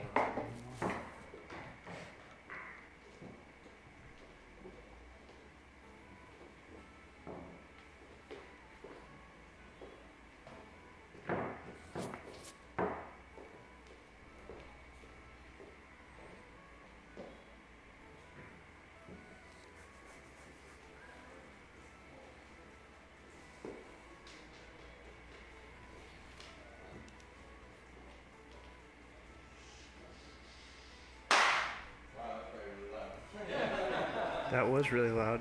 Slurch with the hand clap there. I think he's testing to see if I've got the pool light on the clapper. He might save him, get a rack. Power break there from Jordan. See, this is what I was struggling with too. I was getting a nice clean wing ball to shoot in, but I was leaving that one ball on the short rail. Yeah, I've gone basically that same spot, one ball off the second diamond there, but I've gone to a much softer break, and that seems to be working for me.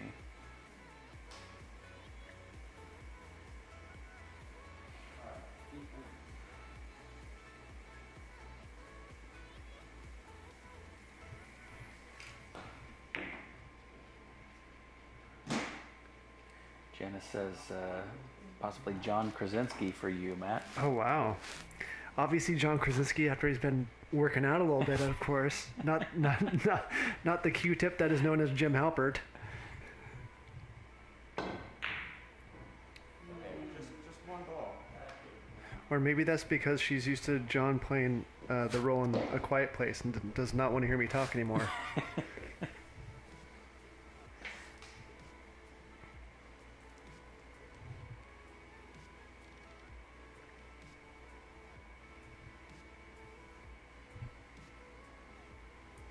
See, I This is haven't. from Jack Ryan. Yeah, I haven't watched a lot of Jack Ryan. I remember like when that came out, was that 2 or 3 years ago, the premiere, and I think I ended up watching a season or an episode or two, and I think I just got too busy and I forgot about it. I watched the first season and it was decent, but I just have not been watching much of anything lately. I mean, there's so much great content, like Seeking Gravity, that demands your time. I think Jordan's finding his stroke here. He's firing some shots in.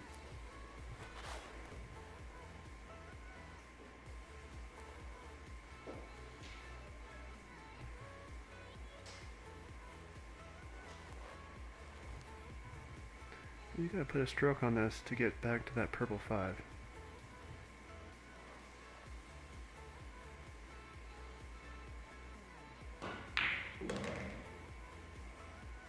Just like so. He's able to come off that with a bigger angle than I thought he was going to.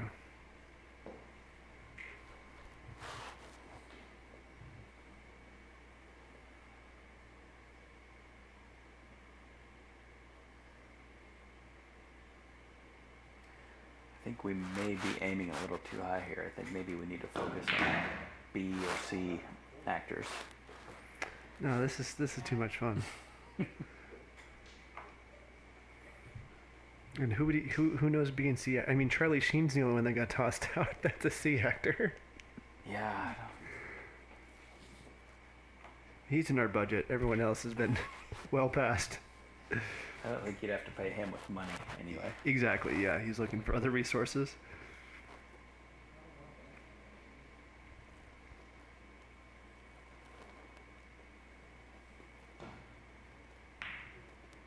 Oof.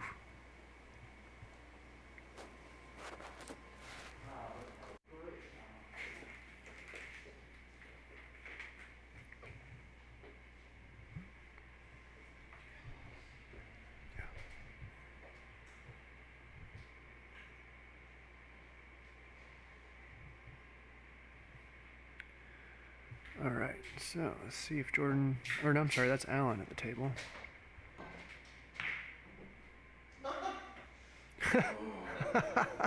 That was hilarious reaction from Alan.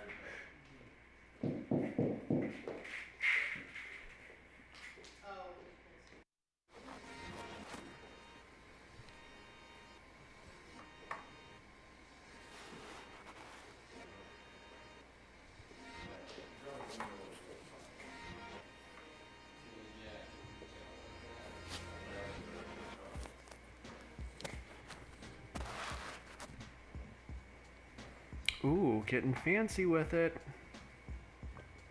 Yeah, Jordan shot this this way a couple of times over the weeks.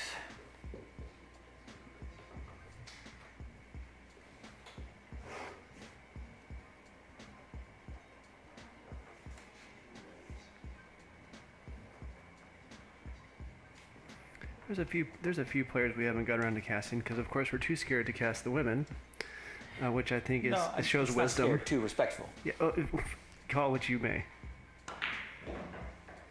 So who else we got? We've got. A DJ. Oh, I know who I got for DJ. Yeah. Kevin James. Oh, that would be a good one. Yeah. Providing the comic relief. Yeah. So we got Brian.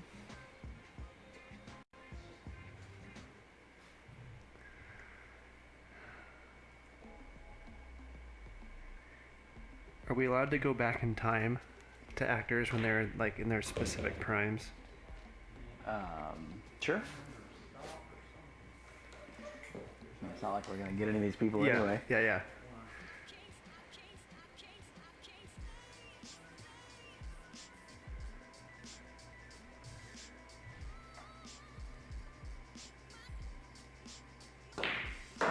Ooh, he fired that in. Authority. That ball might never come back out. And just like that, Jordan is on the hill.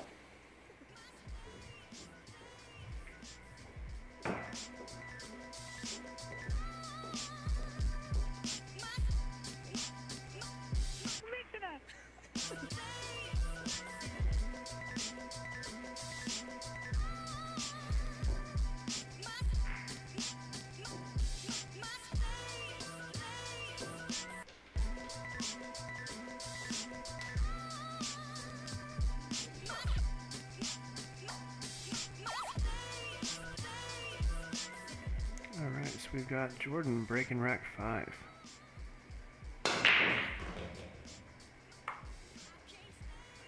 So 2 ball down. It looks like he ended up with the 2 and the 2 and the 7. 2, No, 4, 6, 8. No, just the 2. it's 2. I think you can see the 1, but Yeah, he can.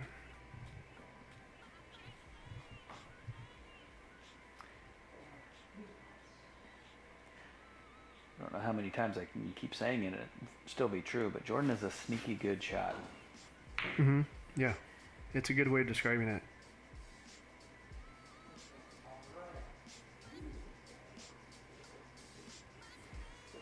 Oh, Eric is one we didn't think of. Shannon Whitemarsh says Daniel Radcliffe for Eric. I don't know that I see that. No, we need somebody more wiry. Like the guy who plays Spider-Man. Oh, Tobey Maguire? No, like I New haven't Age. I haven't seen a Spider-Man since Tobey Maguire. Oh, really? so- The well, they had a real big screw up with the guy in the middle, who nobody remembers him. The guy they've got playing the one who's been in the Avengers cast. Oh, is that He's- Huddleston Okay, is That is sounds who it about is? right. Rob says Zach Galifianakis for DJ. Bring him to the wolf pack. Yeah, I was gonna say, Rob, I don't think I've ever seen Zach with no facial hair. I could totally see the guy who plays Spider-Man doing Eric. I think. Tom Holland. There it is. Oh, Holland. Okay.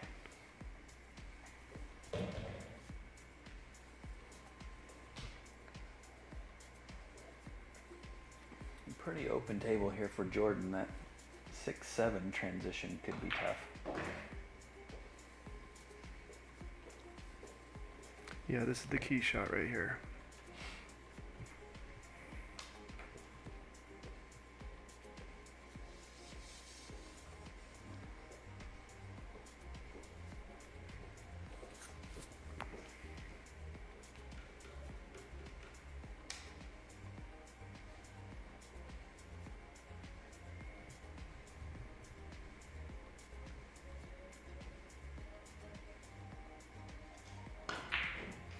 Oh, he should have had that. That pocket jiggled like 6 times there. I wish we had dynamic slow-mo, like as is approaching the pocket and go, you know, like 300 style. Maybe season 2. Yeah. Yeah, we'll need a significant budget for that. Now an even tougher transition from 5 to 6 here. But you know, once we get our cast, I mean, the budget's going to be pretty big. We can totally sneak in a new live stream hardware setup. Oh, you guys didn't see it. Actually, Alan totally fist I pumped. don't think sarcastically. ball in hand's going to help Jordan here much with where that 5 ended up. Yeah. I wish it was on camera for that. Oh, that was good. We'll have to pull that one for a highlight. Trying to find out what Jordan's measuring here, besides the impossibility of the ball traveling between the rail and the 6 ball. Is he going to reallocate the atoms in the universe?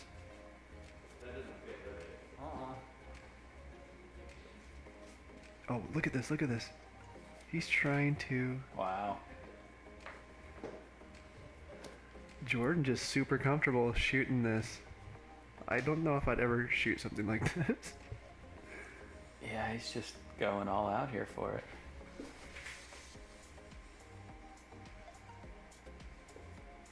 it. Nobody breathe. Wow. He did it. He almost put too much on it. He's got a job here, though. Yeah, luckily he's at least right-handed.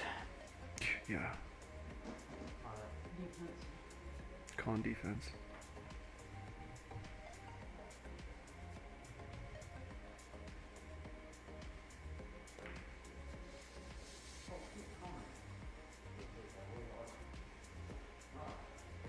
But ironically, wasn't Andrew Garfield the guy from Stranger Things? I'm like you. I'm not. You know the brother from Stranger Things, the tall older brother. Oh, from yeah, Stranger yeah. Things. That'd be good, Eric. All right, so we got Alan here on the 7. Tim Curry for you.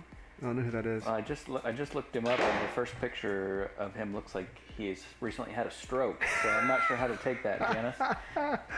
Maybe she's just messing with you. I'm not seeing it. I don't see that one, Janice. Maybe she's just messing with you. I wonder how many people we have right now just trolling IMDb for faces. Alan off a good diamond again.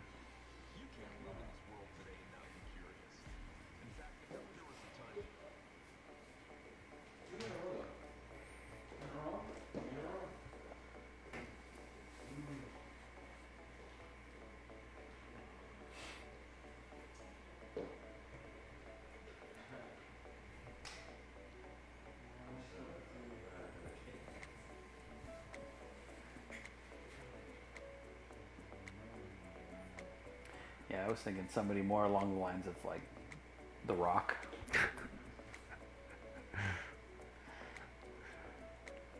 personality-wise.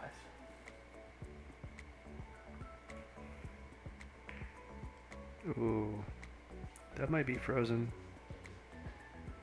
Jordan's gonna go check it.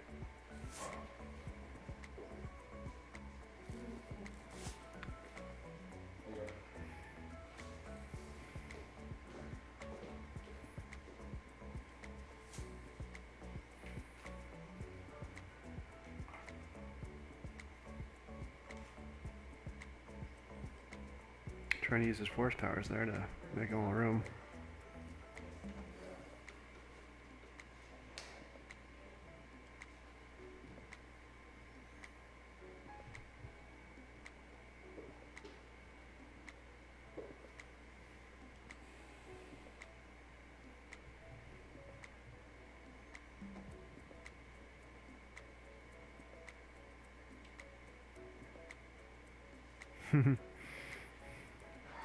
Well, we couldn't tell from the camera, but it looks like that ball was not quite right on the rail, and It might be defense there from now. Jordan. Just so people know, if we're curious if it's touching the rail or not. So if that 8 ball is touching the rail, Alan needs to either send that ball or the cue ball into the rail, another rail, for it to be a legal hit. Ooh, Nice shot. Alan coming out of nowhere. Just a little too speedy. It's hard to hit that shot soft, confidently. Mm-hmm.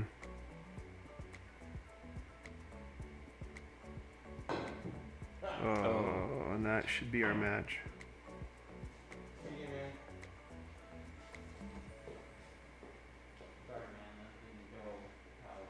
Okay, so I think Alan just conceded. That's what it looks like to me.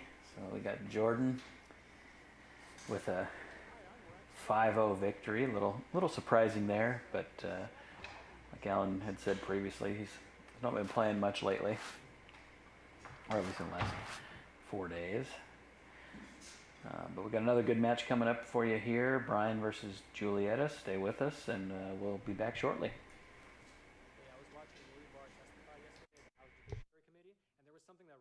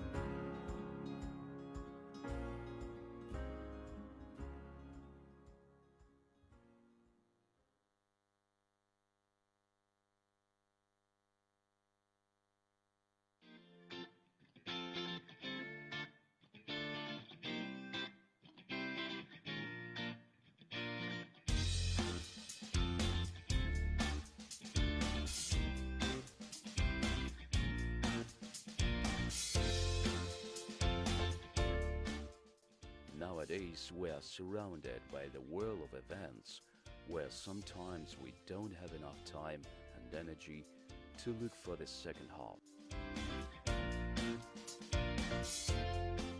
With Step to Love, you can communicate with your potential partners anytime and anywhere.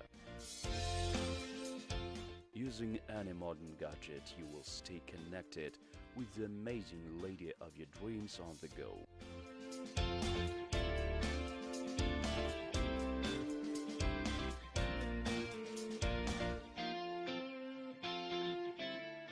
Type letters, send images and video messages to the most gorgeous ladies from Russia and Ukraine.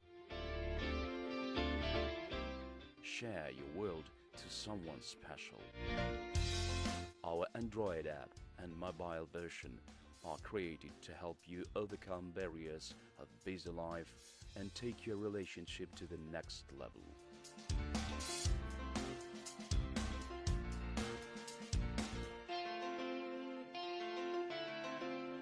Find time for love. Don't forget about your personal life and start looking for your soulmate together with StepToLove.com.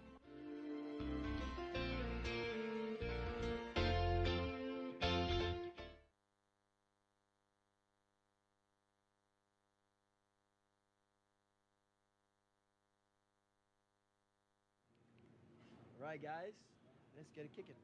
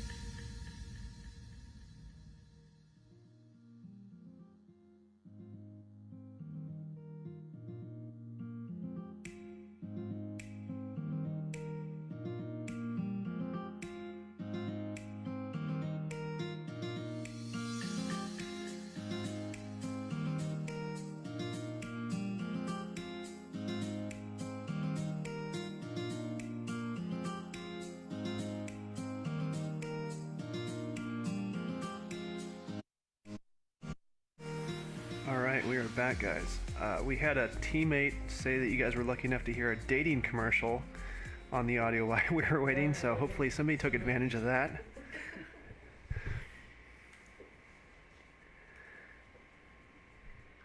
So we've got Brian and Julieta. This should be a fantastic match. Should be. And we've had a quick night so far. Yeah. Matches have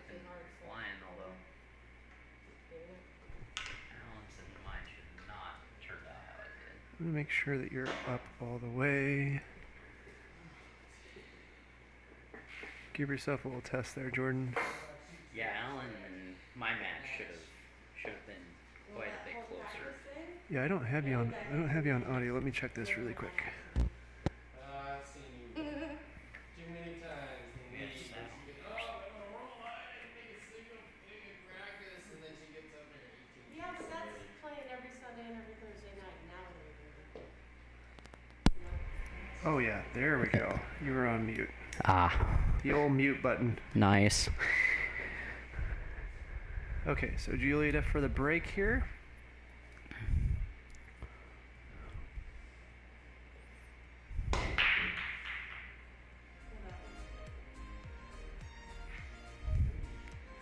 That is quite the lead.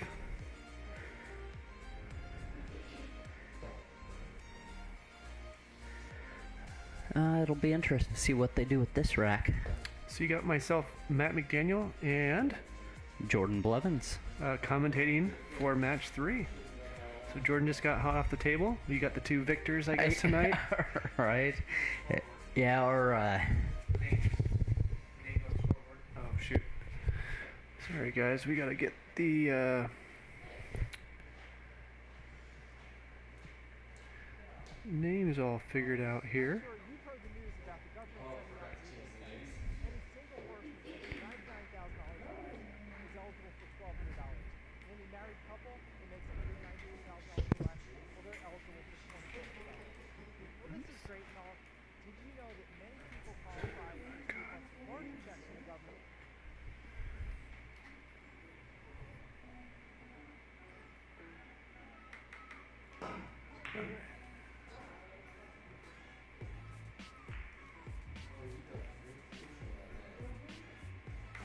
Okay. now we're up and running. That looks a little bit more familiar.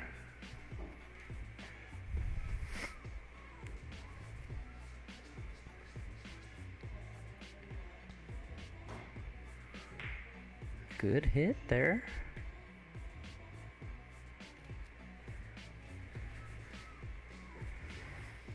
All right. Juliet at the table here. Juliet sporting her custom Seeking Gravity mask. Looking pretty good.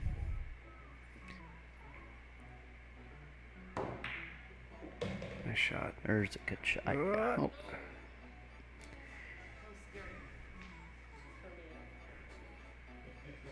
There's a good view right there. I think we got Alan running camera 3 right now.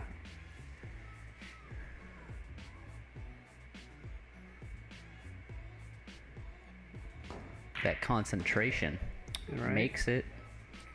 I don't think she's gonna like that leave on the 3. Yeah, leaves have been a little rough tonight. Each match kind of struggled. Besides your nice break and run there Yeah. for the last to end the match, that was really cool to watch. I saw it right out of the gate. You You know, right? this is that pressure, right? To be the Right. first one. Oh, totally. Now you're all set. Yeah, sleep like a baby tonight. Right. Oh, poor me and Alan. We struggled. We chased things around like crazy. Yeah, those nights happen. That Oh, was they- my week last week. Oh, they do.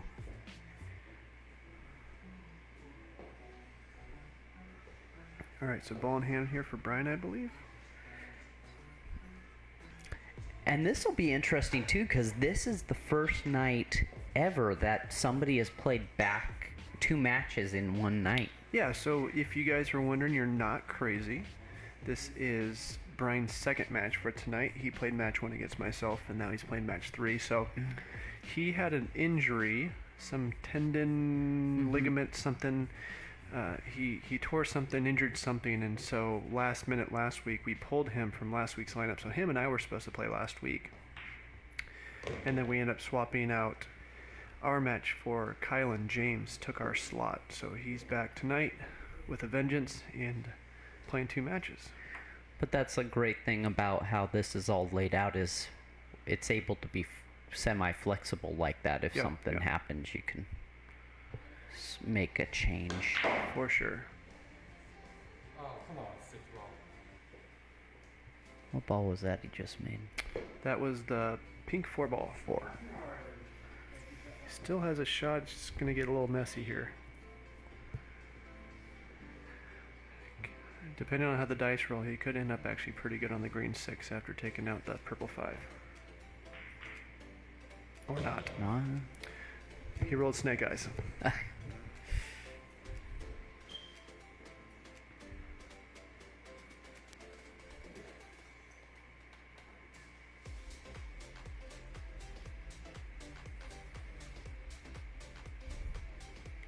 Going for a 1-rail kick shot.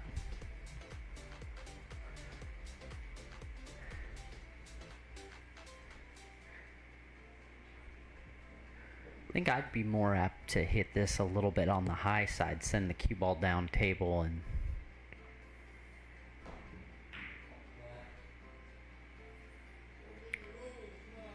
Yeah, you know, it's always important when you can see those shots, specifically two ways. I had the opportunity for a lot of two ways this evening too. So even when I was getting a little greedy and going for 9-ball combos, I had opportunities to play safes. So and that's a big deal, you know.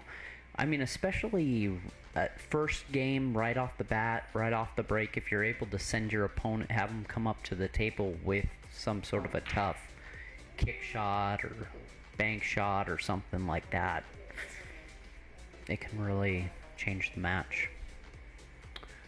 Billy, just tuning back in. Billy, you're going to have to rewind this entire thing, buddy, because you're going to enjoy it.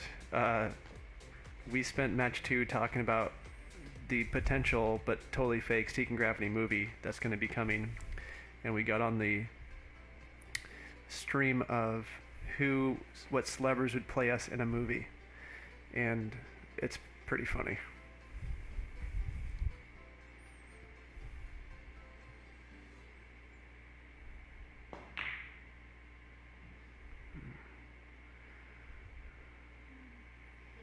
I got right where I wanted to be on my 7. I ask a lot to be in a movie. I've already been in one, so you know the second one the price goes higher. It's in the contract. What? Ugh. Darn it. Remember, people, read the fine print of any contract you That's sign. right. That's how they get you.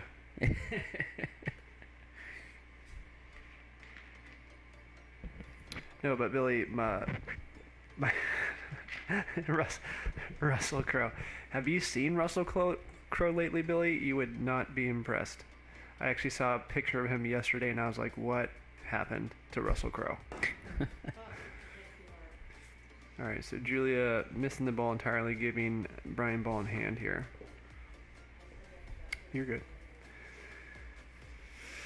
Yeah, Russell Crowe looks like he ate Russell Crowe and then took a picture of himself.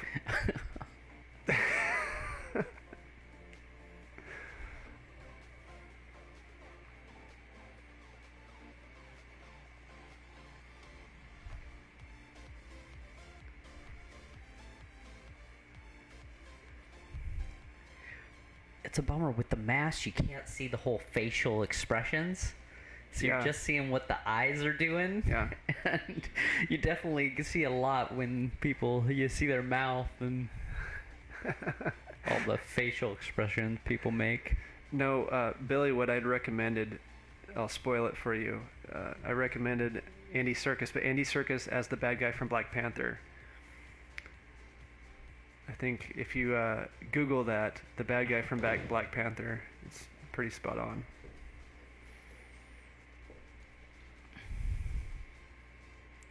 All right, so Brian methodically working his way through this remainder of the rack.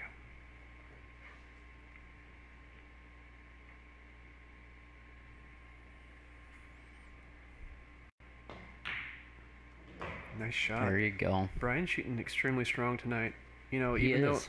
though I took him 5-2, I mean, I didn't give him a lot of opportunity, and No. when he did have it, he was shooting really sharp. And he almost had you on the first 3 racks too, and then made a error there, but you also came back really, really strong off of that. Uh-oh.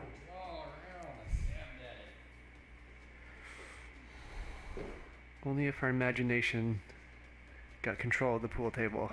Right. Man, if I could land that cue ball where I do in my mind, be a whole different game.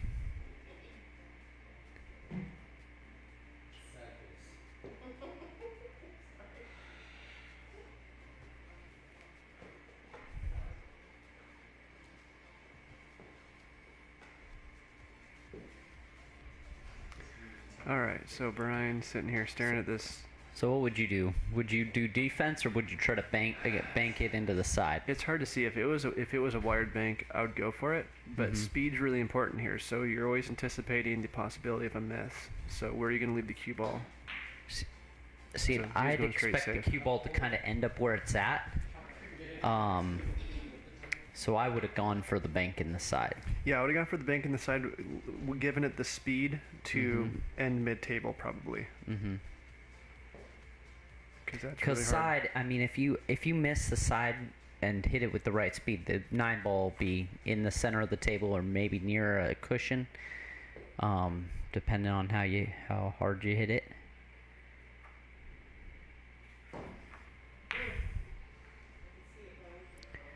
Oh, looks like we're playing more of chase the 9 ball. Oh, Should might go be down here. might be over.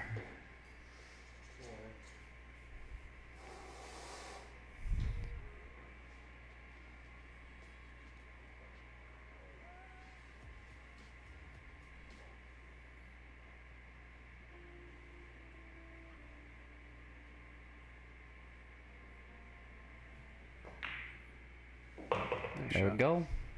Rack 1 done. Still didn't go down without a fight. That was Brian who made pesky- that, right? Yes, it was. He's on the right. Yep. There you go. All right.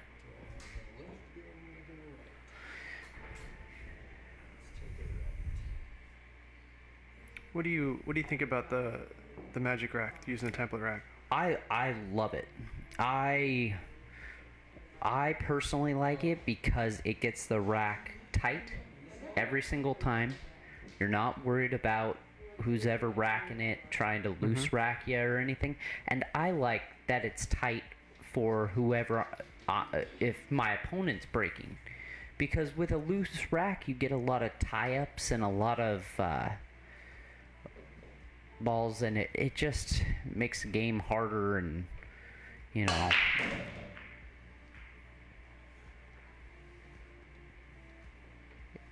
I just feel like it gives both opponents the same opportunity. Yeah, absolutely. Yeah, you just rack them, get on with it. Mm-hmm.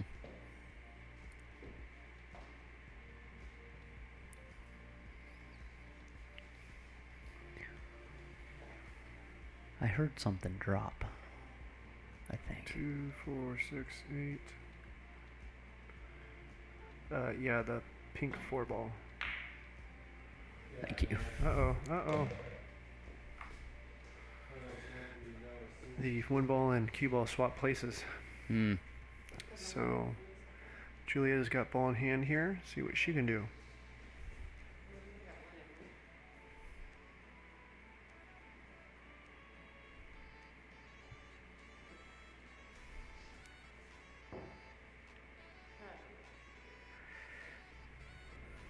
So where would you shoot this 1 ball?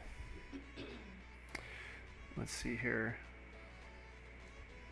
Dead center, there's a lot of options. Yeah, I would probably go where she's going and force it down. Well, gosh, that 3 ball's in a tough spot too. This isn't an easy pattern. Mm-mm.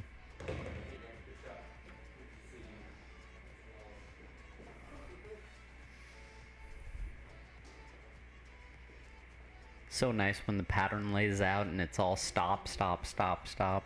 Yep. A little drill. Mm-hmm.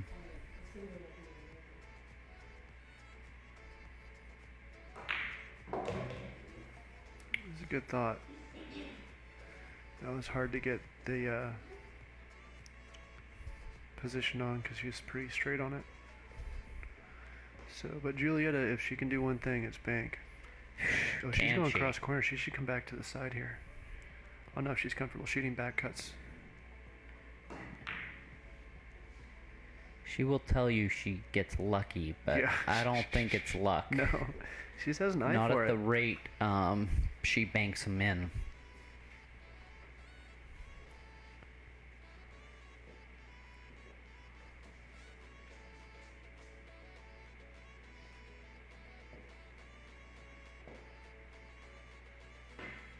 Uh-oh, miscue.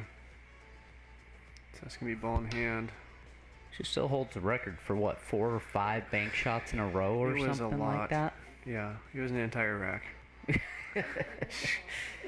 If you tuned in, you would think we were playing Bang Pool. Oh, right. Honestly. Oh, totally. No, Yeah. that rack was 100% looked like bank pool.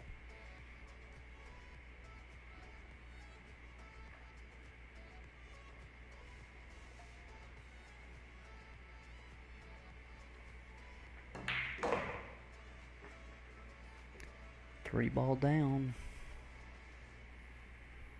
It's a pretty easy position from the purple to the green here. They got that stuff they gotta worry about, though.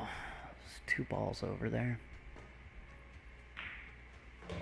She sunk it. I got the wrong camera there, guys. So there you go.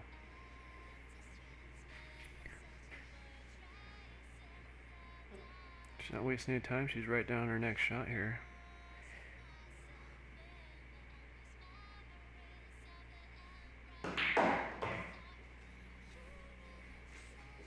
She's pounding them in. She's on a roll. When she gets like this is where you see a lot of great shots happen. I think she'll bank this one.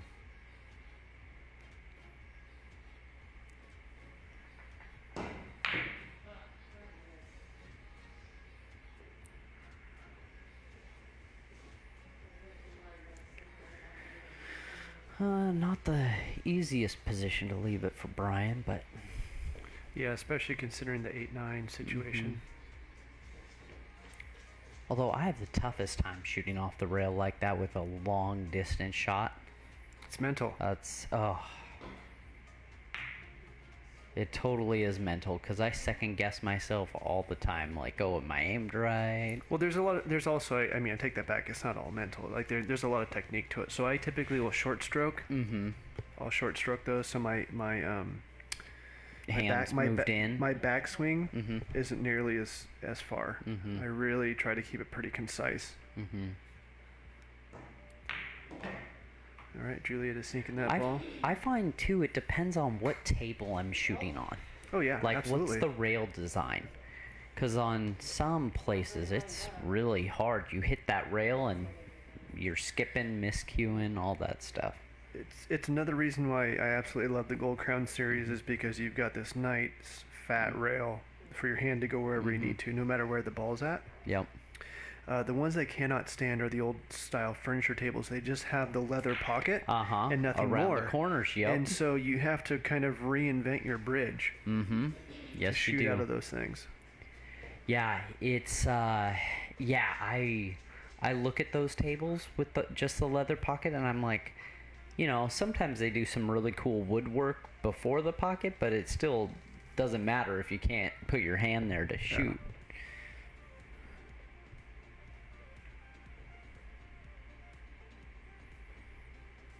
I'd cut this to the. I'd bank this to the side. He's going to the corner. He might be playing safe. Uh-oh. See, that would be my shot all day. I'd leave it right there. Oh, I would have probably defense rolled up, but it could have been on the rail too.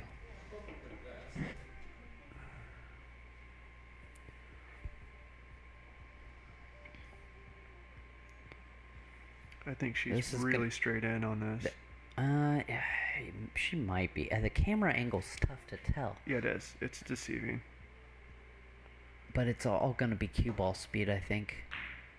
Oh. What's going to happen here? What's going to happen? Where's that going to land? It's going to lay up right for him. This is still easy to screw up in terms of easy. Well, it's cue ball speed. I mean, you could still hit it at a wrong angle, but more than likely, this is going to come down to cue ball control. Right. And would that's you what I'm saying tap it and go long, or would you roll it up and go into the side? I think I'd baby it in, and I'd leave it right there and then shoot that in the corner. See, now I'd probably be more apt just because of the angle of that, but granted, we're seeing it on camera, so it's a bit different. But I'd probably roll up and try to pop it in the side. But I have a harder time tapping it soft. Maybe there's a more acute angle than I thought on that. Maybe. But that would be a shot I wouldn't want to leave. Yeah. It is a long shot down table. I think he could have cheated that pocket a lot more than he did to pull some of the speed off the cue ball.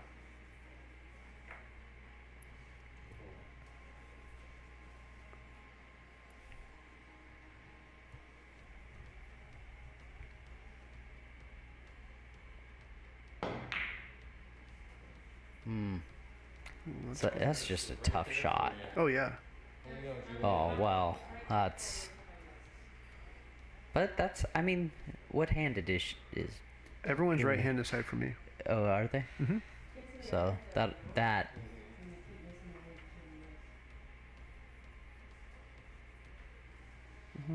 Well, if she goes from the end of the table, it's going to be a reach. Well, maybe not. I think she's okay. There it is. All right. 1-1.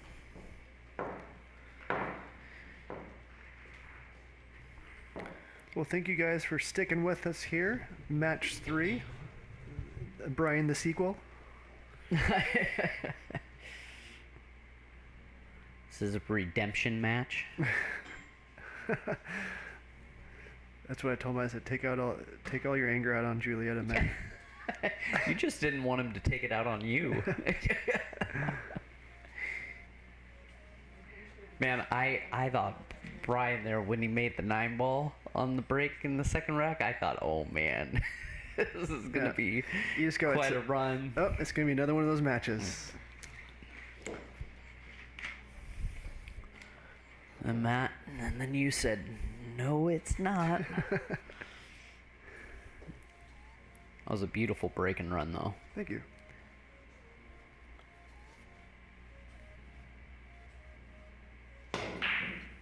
Uh-oh. Oh, that sounded a little funky. Yeah, you can tell by the way the cue ball went around the table all the way. She did not get solid contact there.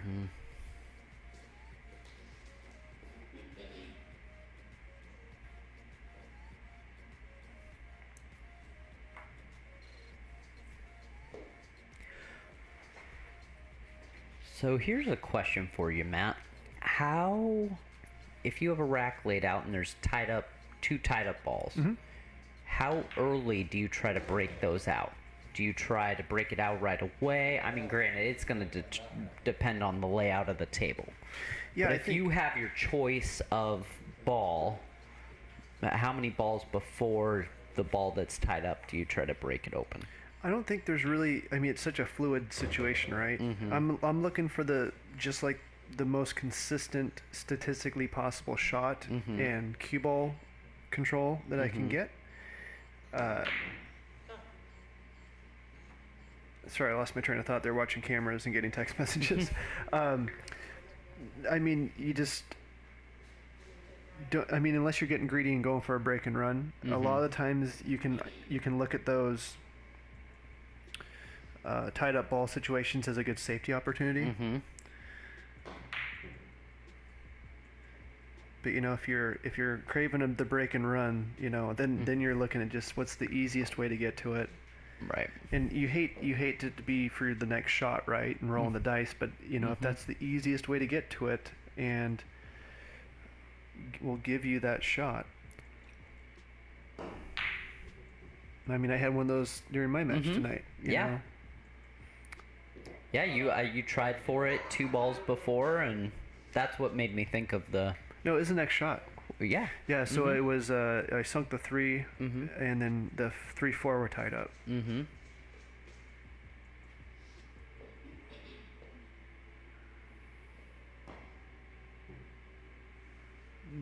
missed it. Alright, so another ball in hand here, but pretty messy rack. I wonder what the overhead view of that... I don't know. Can it go either way? She put that ball down with authority, so I think that's going to be a really tight contact there. See if she gets enough bottom on it to freeze it. That'll... Oh, Whoa. wow. She broke it up. That's a break number 2. See, now I would have popped it and glued it to the rack. And that might have been, well, she hit it. She might have just hit the 2-ball into the rack too.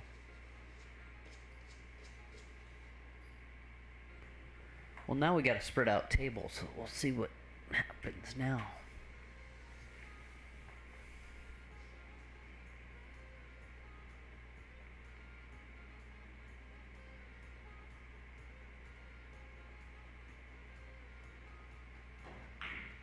Nice shot. Oh, I thought he had it. Commentator curse Yeah. is real and alive. Well, I think I convinced Alan and James that it wasn't, I guess, during my match. This is what James told us. Oh, really? Yeah, in the booth.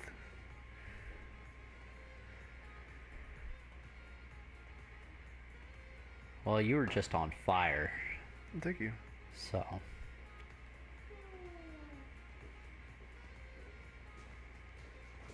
Get on a roll like that, it doesn't matter what people say. It's more like I wasn't on fire for a very, very long time. I got an hour or two on the table over the weekend, and trying to find my old stroke and getting back into it. Well, this type of shooting and this are two different things. Yeah, photo shooting versus pool shooting. I do a lot of shooting, but usually not on the pool table.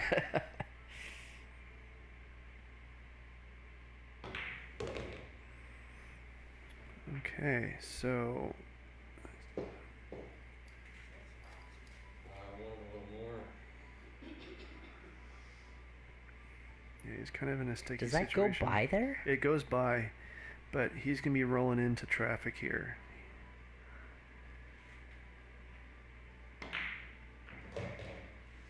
He's okay.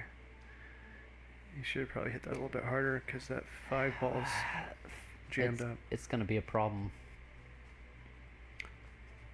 But it could, depending on the angle he gets for it, it could be a good defensive opportunity. Freeze the cue ball against the 9 ball.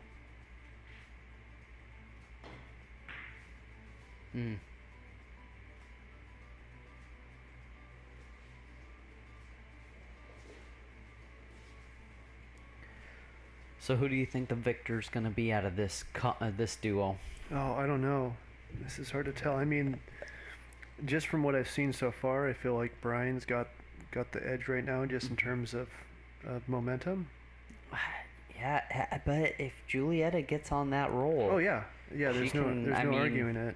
So it's, I would agree with you. It's really hard to say with these two.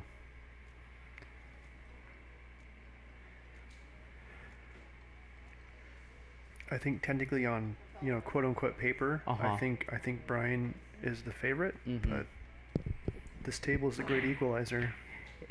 It's a good equalizer along with 9 ball. I mean, as we've seen, I mean, what it is on paper, sometimes people have a good night, bad night. Combination of? Oh yeah. I've seen people have a bad night, then in the middle have a good run, and then it's any combination. I miss that. Oh, he tied it up. I was supposed to hit the other side of the fire.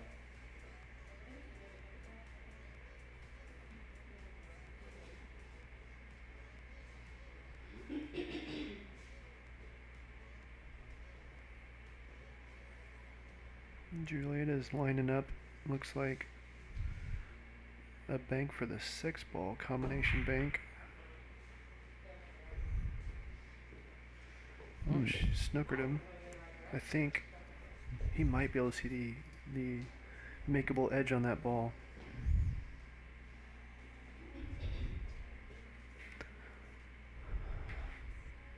Find out here in a moment. Oh yeah. That was a good shot from a distance like that.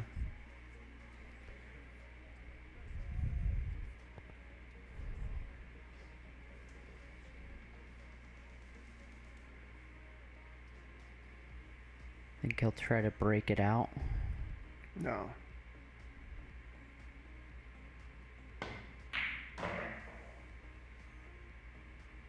It's kind of naturally rolling there. Ooh, actually, that might be pretty good right there.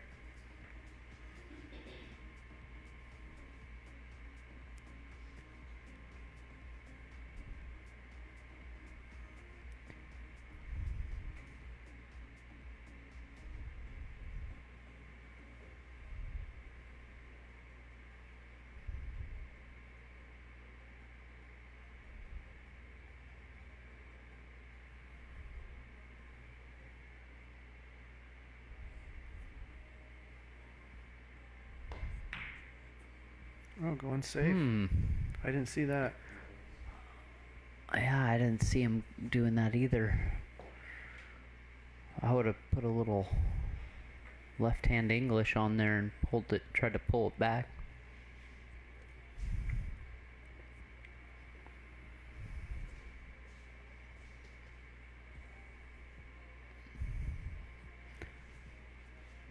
Bankable? Probably.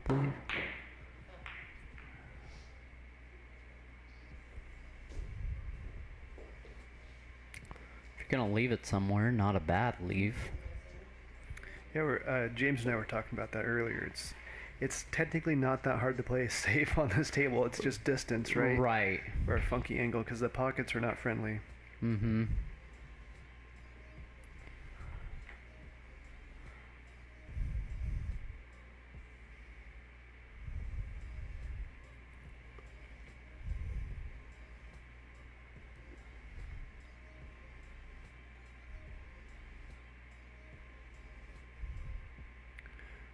So after a long night here at the studio, What a leave. nice shot. Whether intentional or Yeah. not. That was a great leave. So after a long night of being captive here at the studio, do you go home and like just scarf down a big meal? What do you do? What's your game plan? I tend to eat before I come. So you don't eat when you get home? Mm-mm. Wow. Do you eat before you come and then again when you go home? So, well, you're going down a rabbit hole you don't even know, my friend. do you eat it all or? No, so I typically, and this is, I mean, not to get too far into it, that we'll definitely travel this path with the show in terms of topics, but in terms of nutrition and health and stuff like that. I do a lot of fasting. So, which means at a minimum I'm going 16 hours. Wow. And sometimes up to 20 or 24. Yeah, 8 balls down. So well, that can partially come in handy with your job you do. Absolutely. Because I mean, I'm sure there's times when you're shooting a wedding or something like that, you got to be on your feet for how many hours straight. Yeah. It is nice if you do, like, for example, like a 20-hour fast. You eat dinner and then you just wake up, do your day. You don't have to worry about meal planning or getting food or anything like that. And you come home and eat dinner again. You know, so it works out that way. So it just depends on what I've got going off. I'm extremely physically active with work and then working out and stuff like that. I will not do crazy fasting, but a 16/8 fasting is pretty manageable to do. Interesting. Do you find you feel better doing that? Absolutely. Yeah, when you hit... but it also probably depends on what you eat, too, when you do eat your meals. Yeah, it's very important that you, like, you know, you're eating clean. Like, the first thing you stick in your body after a big fast is, like, clean, lean protein. If you're, like, to eat a Snicker bars or an ice cream bar after not eating, your body is not going to be thanking you. But, yeah, no, like, you get, like, 12 plus hours, 13 hours into a fast, and you hit ketosis, and you're essentially burning a different alternative body fuel source. At that point in time, your mind clears up, you're way more alert, more energy. Interesting. Yeah. That's pretty crazy. And then you just start fantasizing about your next meal. Okay, I was gonna say. So that's why sometimes my wife's really confused why I'm always asking her about what's for dinner. Like, well, I need something to look forward to, you know. But at the same time, you feel fantastic when you're in a fast. It's really ironic. Hopefully she doesn't come back and say, what are you going to cook? Yeah.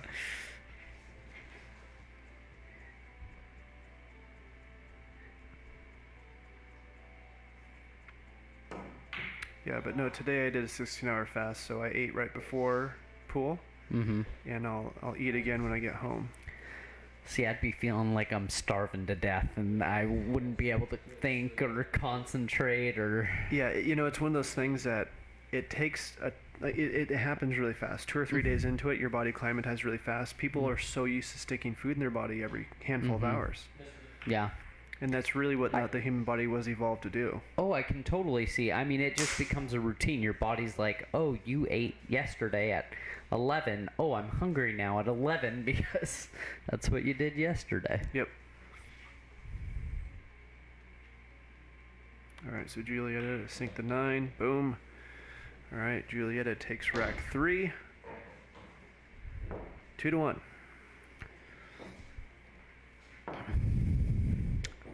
But yeah, no, so it's something that, of course, with my neck injury as of late,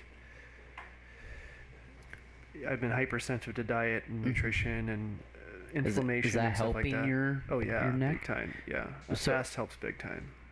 Was that a recent injury, or is that Yeah.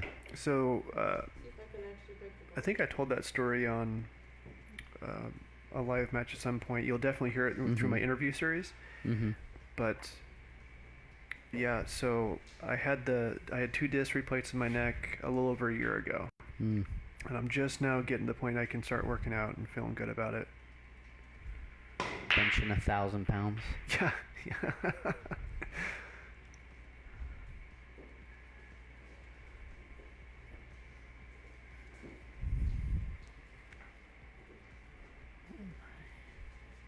That was a Alright. good spread on that break right Yeah. there. It's like both sides of the table. There's little lines of balls drawn. All right. Division.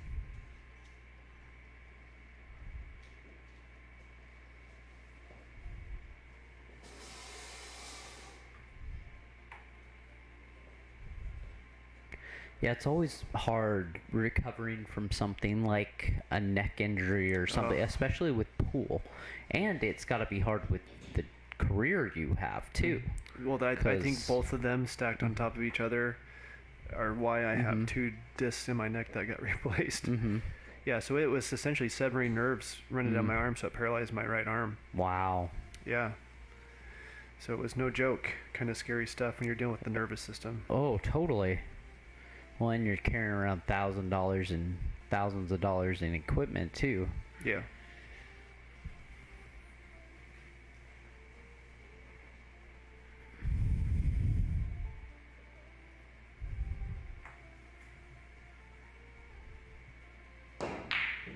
Ooh, she fired at that one. Oh, she might have gotten lucky. No. But still, like we've said, distance. Yeah, that doesn't. Alright.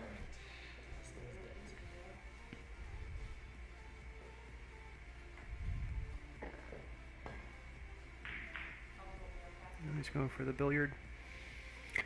It's so interesting stuff like exercise and things like that. Like, I feel so good after I exercise, but trying to get myself to start is a bear cat. It's the exact same thing, just like fasting. Like it sucks for the first week, and then you get into it, and you're like, I can't believe I did it anyway else. Right.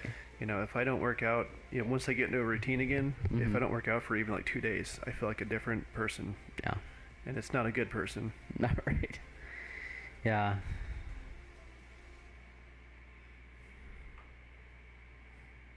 That's a mess of balls right there. Mm-hmm.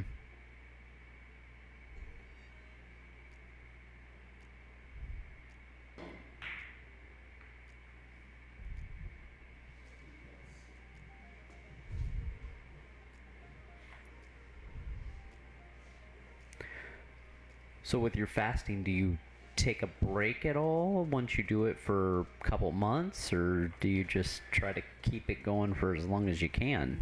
Yeah, I wouldn't say the best I've ever done is probably like a month. Oh, okay. But you kind of get out of it from time to time. Mhm. You got a couple cheat days here and there. Mm-hmm. Does your body just finally say enough? Like, No, it's really, I think it's just, you got a lazy Sunday or something at home, and you got the fridge right there, so you're like, yeah, let's do it. Gotta treat yourself every once in a while. Yeah.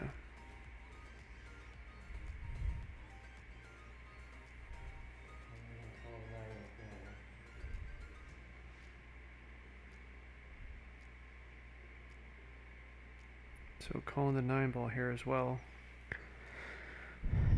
It's a good two-way. That's, I mean, yeah. Struck out.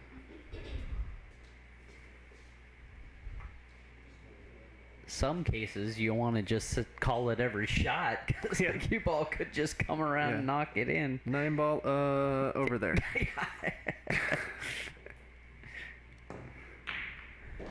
All right. There we go. 1 ball down.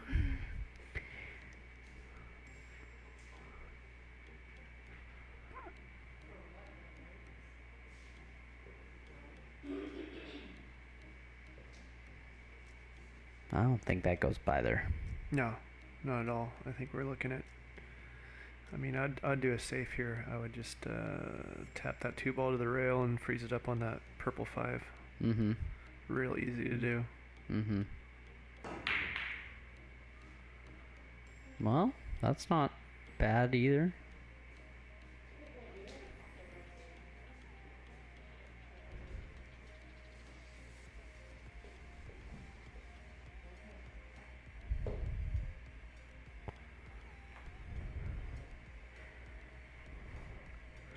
I think that, what is next 2-ball?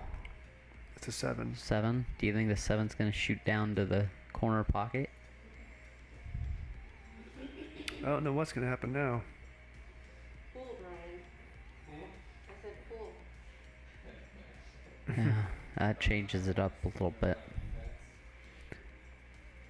I was very amazed when Alan made that 8-ball against me when we were playing some defense on it against the rail, and then he goes and cuts it all the way down. I'm having trouble remembering, but that was a great shot. It was the 8-ball, in the last game. Okay.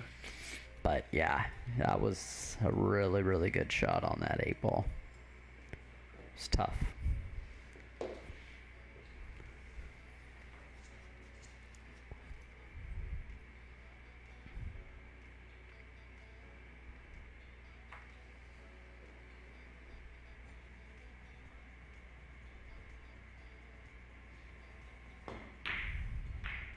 Nice shot.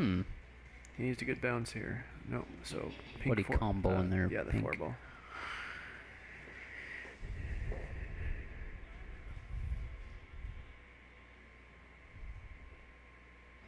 Yeah, he hit that 4-ball square.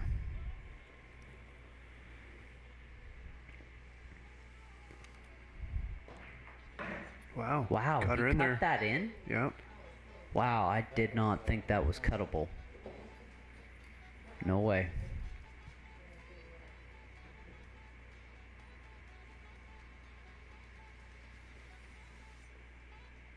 I don't think that 3 goes past that 8-ball. Oh, it does. Absolutely. Oh, it does? Yep. Oh, wow, it does. Yeah, you should just be able to come out mid-table, kind of where the spot's at. Mm-hmm. That was not supposed to go. Nice. He didn't want it to go. He was trying to Oh, play safe. really? Yep. They're not voice-activated balls. I didn't spend the extra on those ones. I'm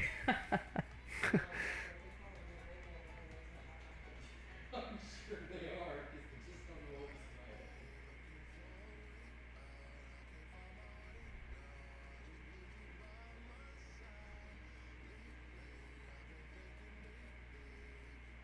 See if Alan can get the focus pull here. There it is. Nice. It's like him and I were connected right there. Mm-hmm. Maybe we're twins separated at birth. Yeah, right. We got some telepathy going on. Yeah, we spend enough time in the booth together. We can just Right. wirelessly communicate. Uh-huh. Yeah, soon we'll have this thing set up. We'll all be mic'd up and wired up. And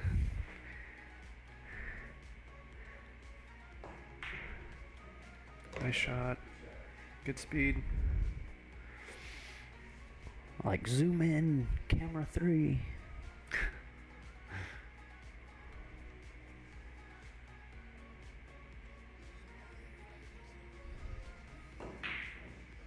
Ooh, the pocket one to toss that back out. Starting to get in stride. Didn't get enough distance on that as much as wanted. Oh, jeez. Pockets are rattling.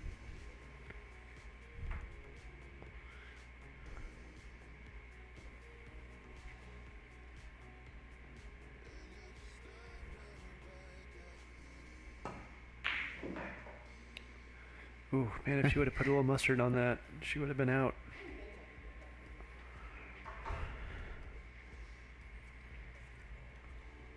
So what would you do with a shot like this? Would you try to cut that in there?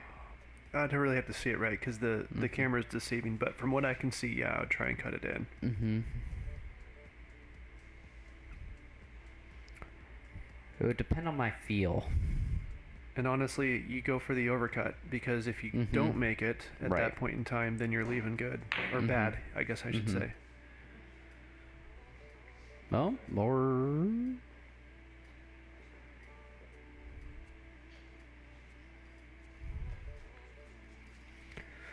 No shot's an easy shot on this table. No, sir. That's when you miss them too. You're like, oh, this is the easy one. You roll right up there totally. And it laughs at you. I did that plenty today. Yeah, for those who are just tuning in or new to our stream, thank you for tuning in. But we are playing on a 9-foot gold crown table with 4-inch shimmed pockets. So this is not an easy table for anybody.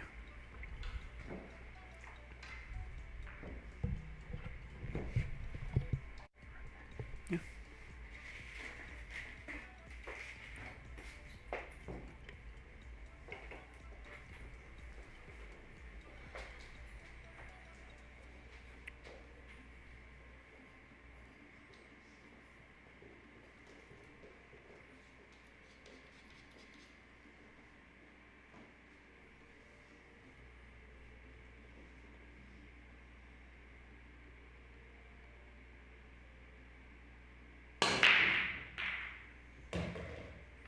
Alright, so Brian breaking out rack 5 with a good leave on the 1.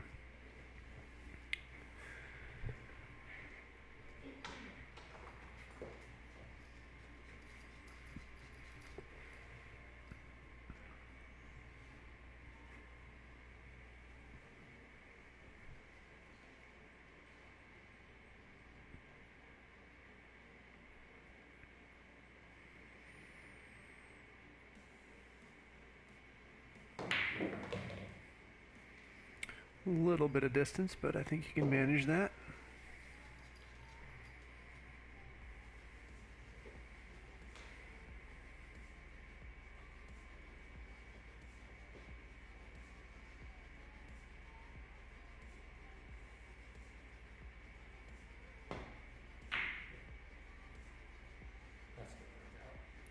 Uh-oh.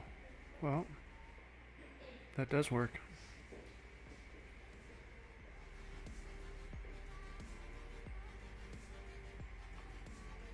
It's a sticky situation for Juliet to come to the table with.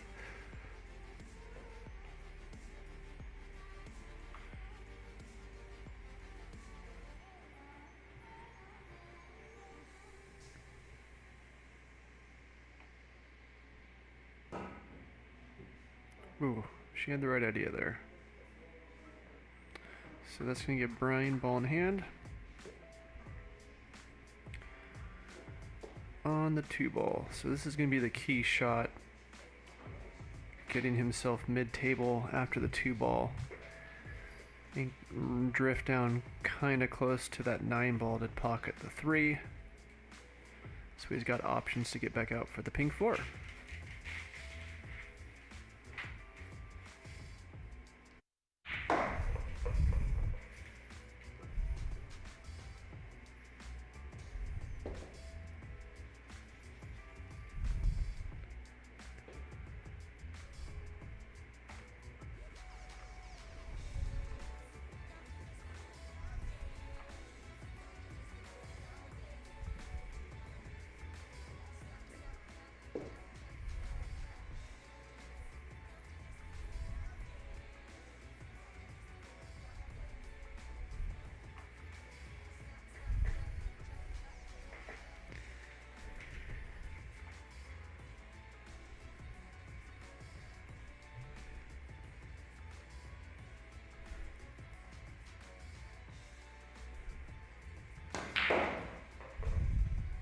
Nice shot.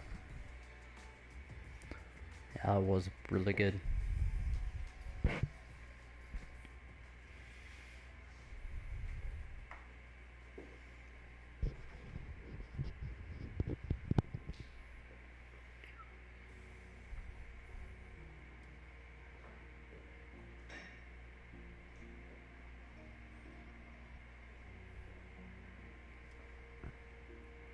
Brian here flexing his brain a little bit.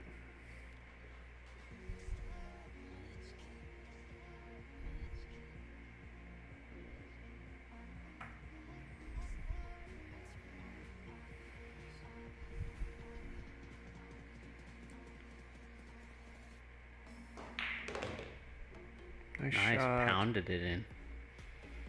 Wow. Speed counts and he did it right. Nice shot. That was a really good shot. Got good position on there.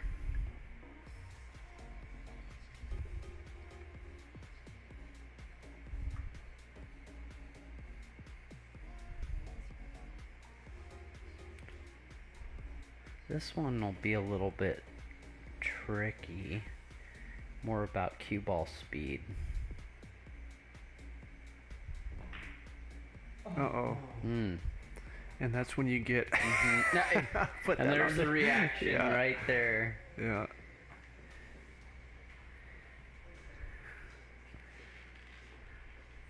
Get so obsessed with your leave that you just don't even conceive of missing the on-big ball.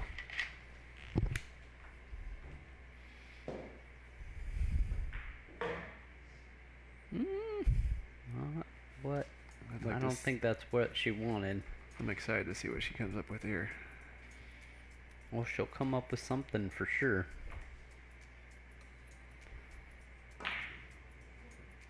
Ooh. It's in the side. Oh.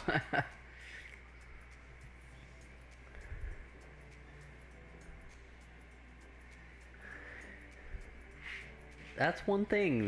These pockets, being as small as they are, do not allow a lot of slop in, round the table, hit it as hard as you can type of shots. Yeah, it's nice to see. Mm-hmm.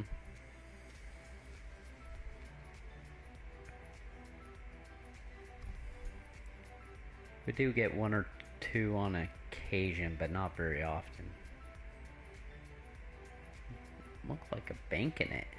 Yep. Oh yeah, it's Julietta. Oh no, it's Brian, sorry.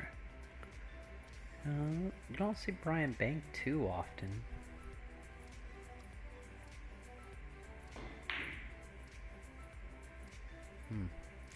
But that's a nice shot. Like, if he would have hit that a little bit harder, he might have gotten a return on it, which a 9 ball would have been great. Yep.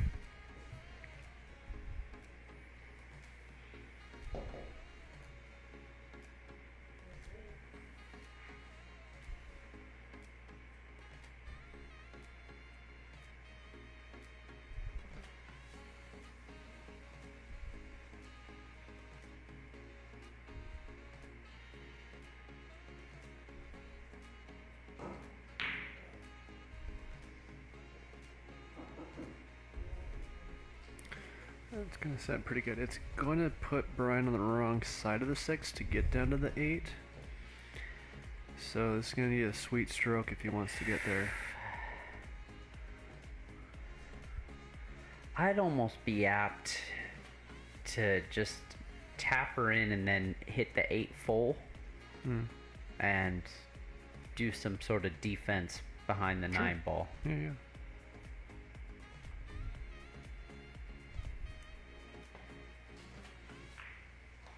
Yeah. Roll about there if you hit it.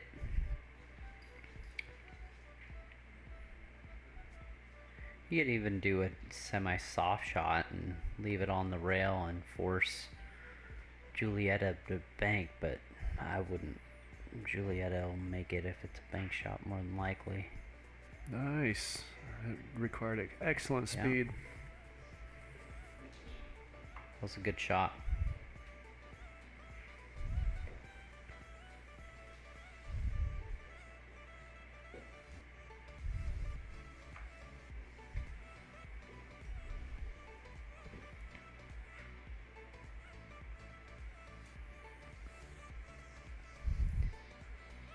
So to kick at this, would you go long way down the long table, or would you go off the short rail or the long rail? This is actually a fairly predictable 3-rail shot. I always prefer multi-rail banks. Really? You prefer multi-rail? Oh, absolutely. Hands down. Interesting. Yeah. See, I prefer one rail. Not on bar tables, my friend.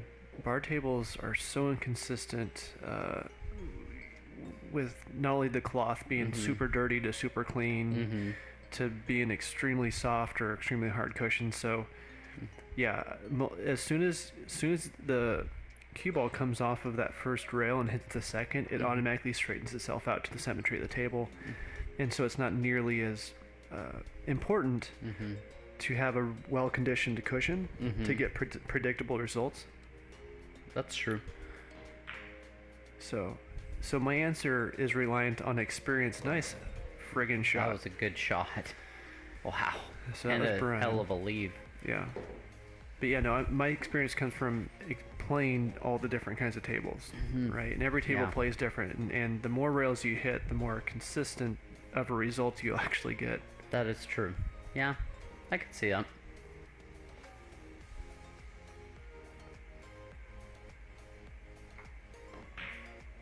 Alright, so there is Brian sinking the 9 ball to take a 3-2 lead.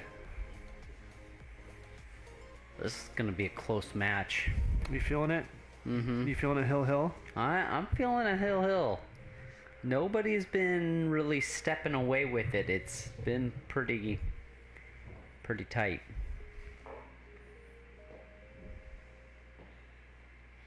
What do you think? Do you think someone's gonna shoot away with it here? I don't know. I do think Brian is shooting stronger right now.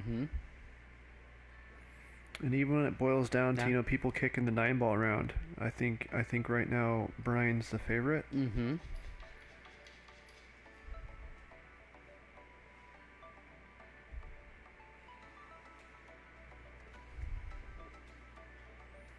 So Brian breaking out rack 6.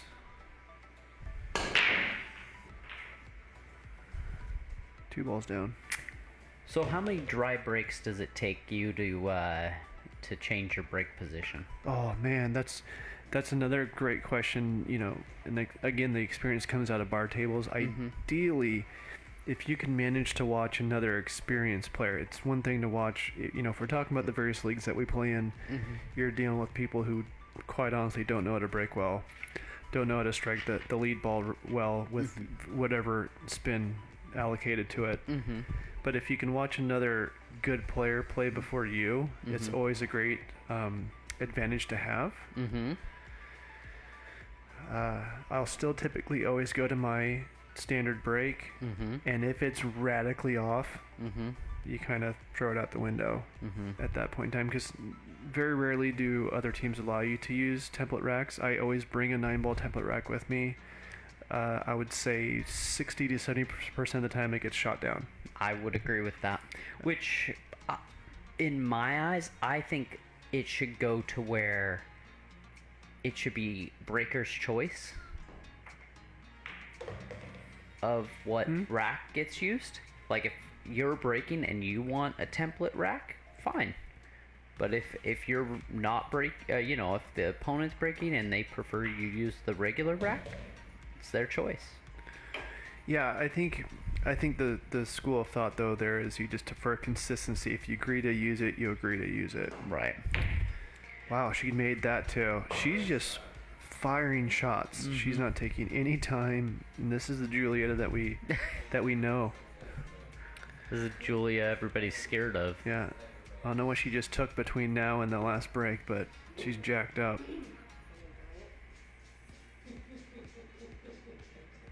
She's giggling there. How many balls are down? A lot. There's 4 down.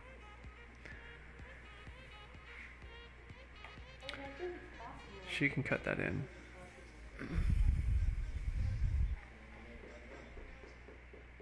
But yeah, so to fully answer your question, I'll probably break from the same spot twice, and if it's wildly off and I know it had nothing to do with what I was doing, and you're getting this random result, then I'll switch it up a little bit.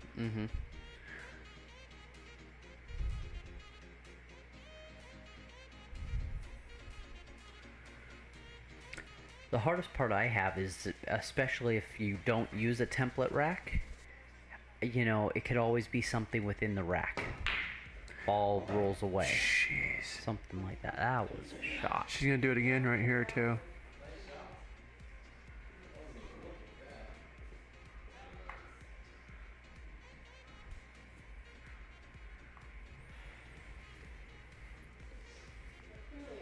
And like for example, there's a bar that are actually our home bar.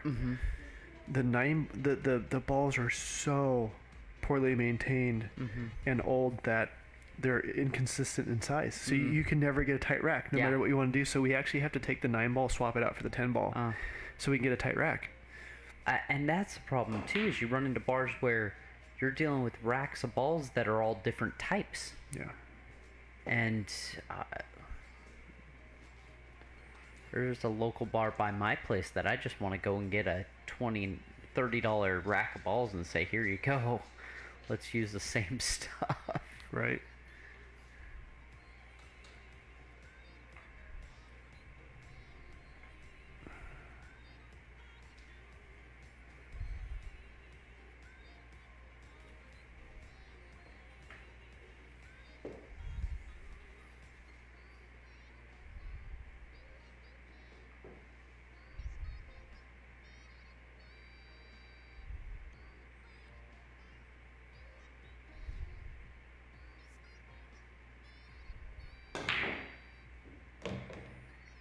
Seven ball goes. Wow. Brian said that was actually on purpose. And with that poker face of a mask, you'll never know. Yeah. The world will never know.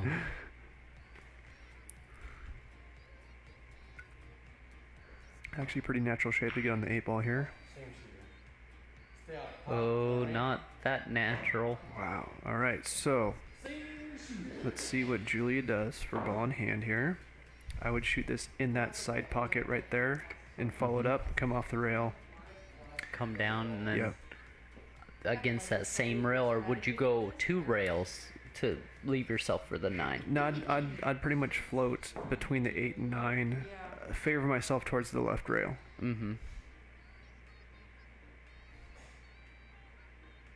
Oh, interesting. So she's gonna try to roll forward here? Yep. You do what you know in times of pressure. Yeah, totally. You do, see, this for me, that's a little steep of an angle. She's gonna have to go down and back. She won't though, she'll soft it. Yep. But see, then you're left yourself with a long shot. That's, that's inexperience to be, lay bared. Is a lot of people don't think of doing double speed to come off that end rail. Nice shot. Shoot, I mean, do what works. Yeah. 3-3. Digging it. Hill match potentially oncoming. And it's so interesting because you can watch what's textbook or what's, but you got to do what you're comfortable with, and you know your style and your game. So we only have ourselves to volunteer. We're not getting out of here. Because I think one thing people get caught in is they think what's easy for me is easy for somebody else. But really, I mean, shots are all different for different people. Absolutely. So Yeah. no two shots are the same for the same person or two different people. All right, so Julieta breaking rack 7. Oh, I saw that 9-ball rolling off. I was like, oh.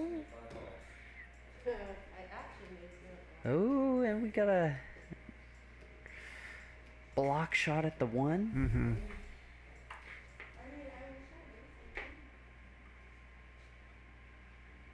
Kyle would jump this. Oh, all day long. He'd already be on the table, feathering that jump cue already.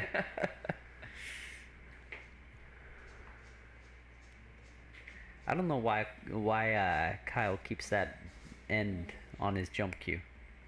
I think he just take it off. I've never seen him shoot with yeah. That's a good I'm point. surprised he just doesn't take it off for the entire match and put it on when he needs the full thing. All right, so Brian opting to push out, so it's Julieta's option whether she wants to take the shot or not, and it's one of her specialty shots here. I'd be surprised if she gave this back. She should, but for me, if I can see the 1 ball, I take it. yep. If I can't see the 1 at all, then I'll give it back. If I can't jump it.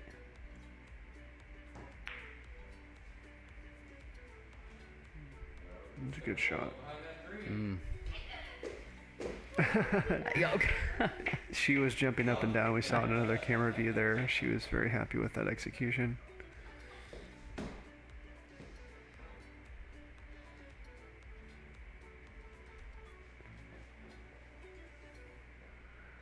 All right, so we got Brian at the table here. The long sigh.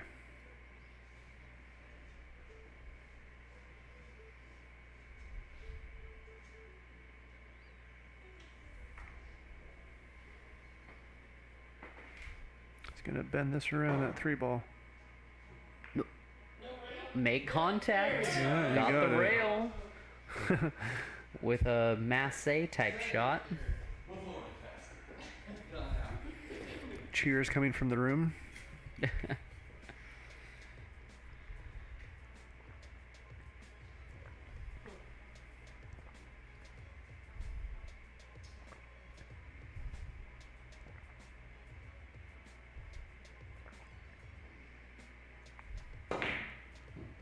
Boom. Oh, that was money. Wall of balls there, so I would just put this over there. Put it through the gap. Yep, and then just marry it to like the 2-6 is a nice big target. Mm-hmm.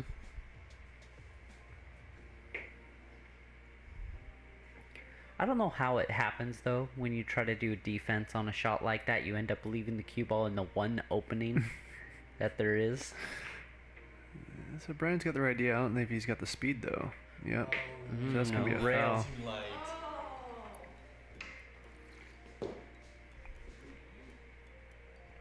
His mind was in the right spot. Like I said, Brian's shooting well. He's shooting smart. Mm-hmm. You know. Well, So- he's been choosing a lot of the right shots, Mhm. and sometimes they've been working out for him, and unfortunately, sometimes they haven't. But I haven't really seen any bad decisions per se Yeah. on shot choice.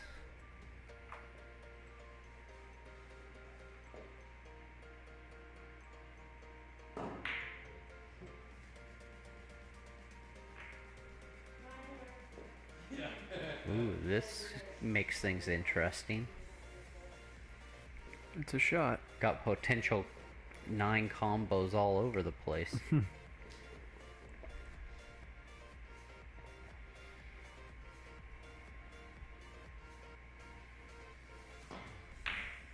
Nice shot. There you go. Except he's got a rough leave on this 3 ball.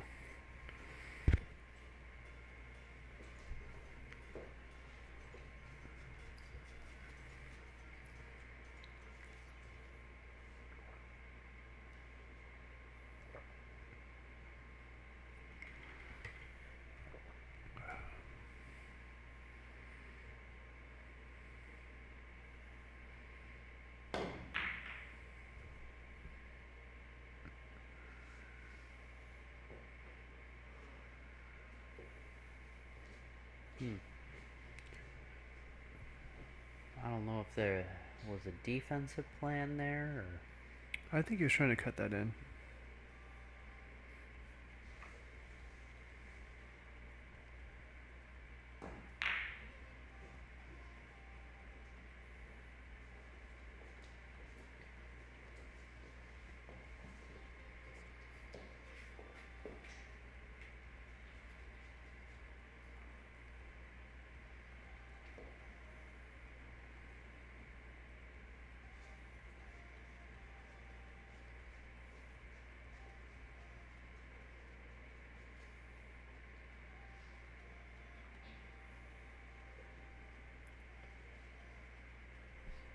so have you nicknamed this table yet? No, it wouldn't be anything nice, that's for sure. Punisher, Yeah. Soul Crusher. Yeah. Oh, Oh, speaking of.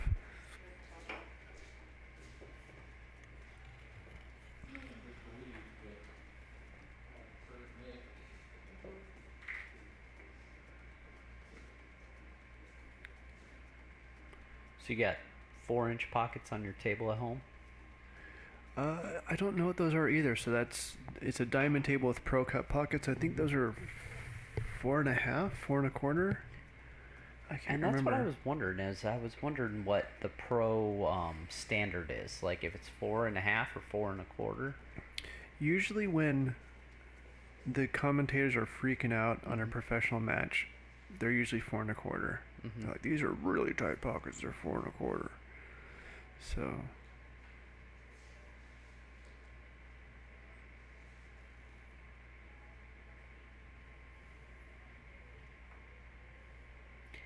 And the difference with this table is it's 4 inches every pocket. Correct. The side pockets aren't Well, even I know, a little bit bigger. I think the sides are at least one. I think we measured one of them. I think they should all be consistent, but I want to say the sides were like a 4 1/8 or something. I think side pockets though are usually tiny bit bigger. Yeah, they are.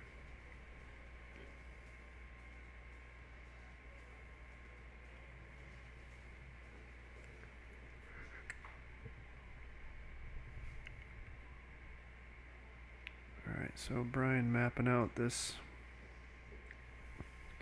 layout.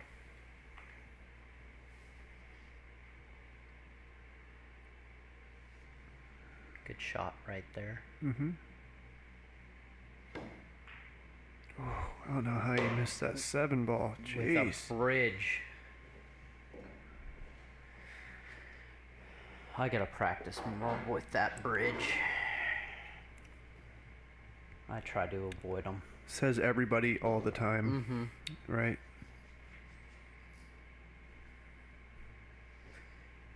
Just doesn't come up very often, but when it does, it's important.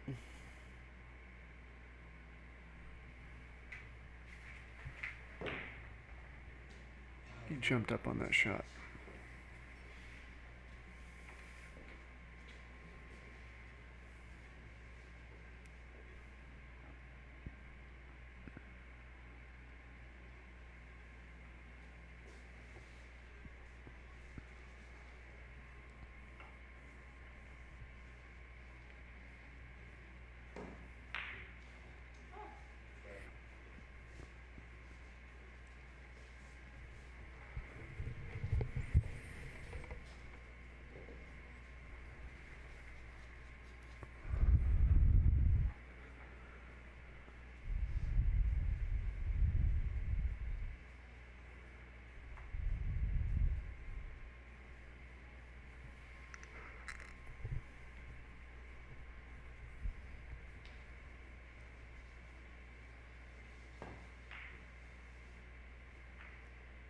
Uh-oh. Mm-mm. Okay. Small pockets, man. Sometimes they save you. Yep.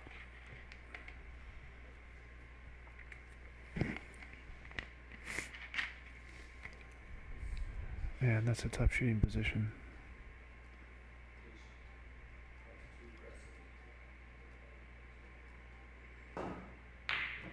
Ooh, Oh, and dang. that was so close. That should have been in. Well, there's a nice shot to the side. Mm-hmm. I like those type of shots when the cue ball's about a couple inches away. Oh, really? Mm-hmm. I prefer Like a little that. more distance. Oh, really? Oh, yeah.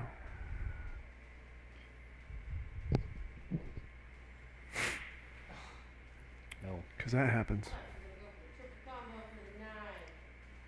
All right, so Julia should be able to go rail first here, I think. Speed's going to be hard to stay on that side of the 5, though. I don't know. I think she can get this. She takes no time at all. Yeah, the I don't speed think was. she even had to rail first that. Yeah. No, I want to go try it. Eric, wherever you are, on this scratch. She just said Eric doing a combo. Calling the Eric combo. Oh, Oh, dang. man. Alternatively, you know, you're not going to see anything. I've taken the combo. At least You have halfway. removed it. I've altered the combo so that it's still going, I'm sure.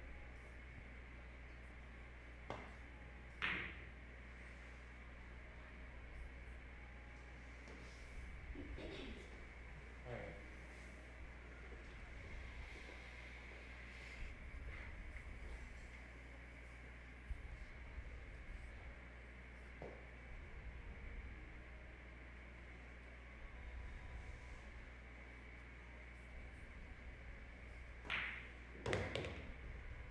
Okay, let's see.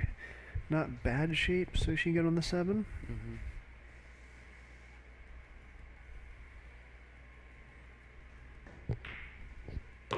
And she's shooting fast. Yeah, she's pounding them in.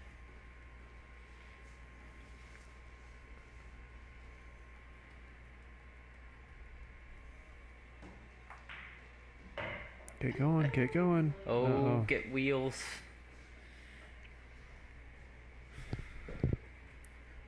Right now, that's Not- the only not- thing not that slows happy. her down. There's a nod of the head.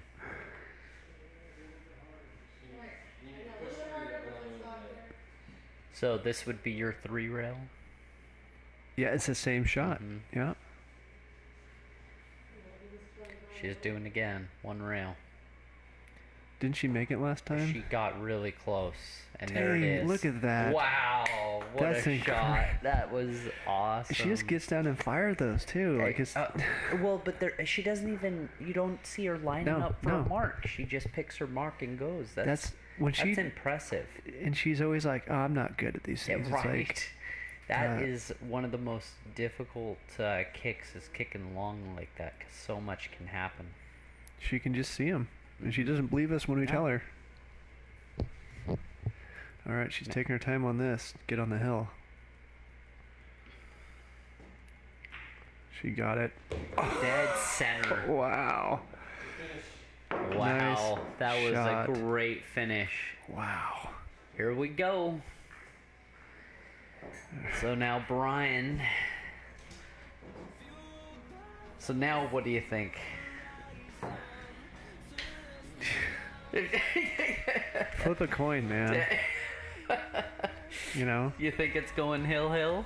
I don't know. If Julietta's got a kick shot to end it, I'm gonna say no. Man, if she practices those things, she'll never miss. Okay, Julietta breaking rack 8 while she's on the hill. And Brian's 3 racks. Be interested to know what she looks at or how she picks her mark. I mean, it's just like what they call automatic shooting, right? Yeah. I don't know what she's saying out there. She's having a conversation.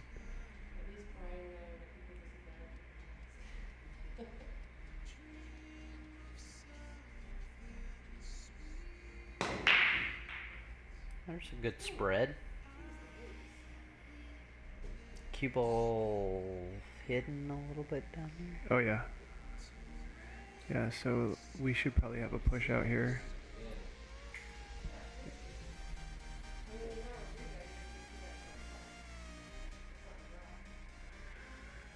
Alright, so Brian deciding what he wants to do here.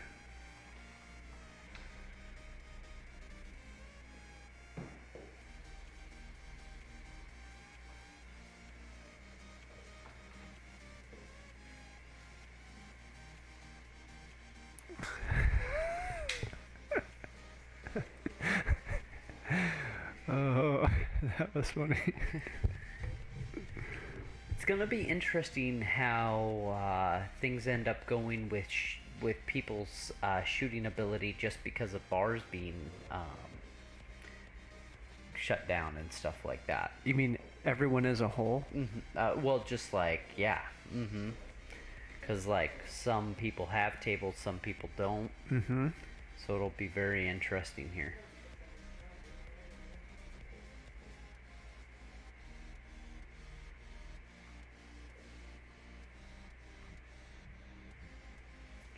Over the next couple weeks.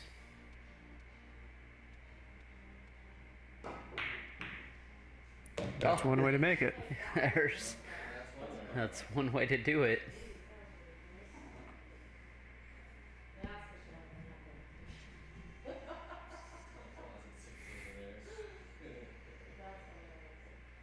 No, who's that one guy who says, oh, he's on our no names. I know who you're talking about. I know exactly who it is. Yeah.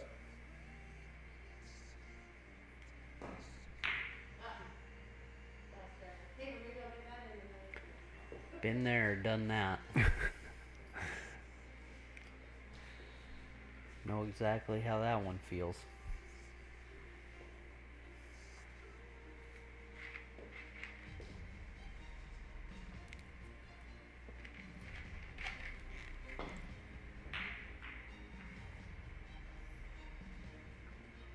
I feel another rack one coming on.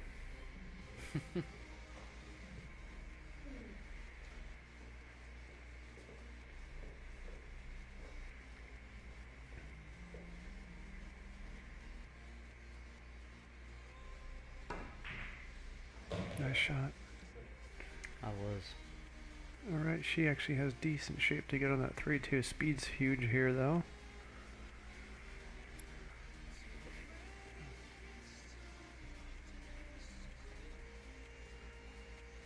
Those backhanded cuts like that can be tough, just like that.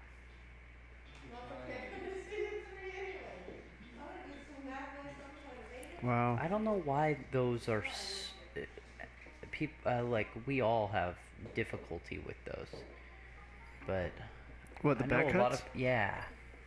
It's like because you're aiming to kind of miss the ball. It kind of looks like. Yeah, the shot to nowhere is essentially what they call it.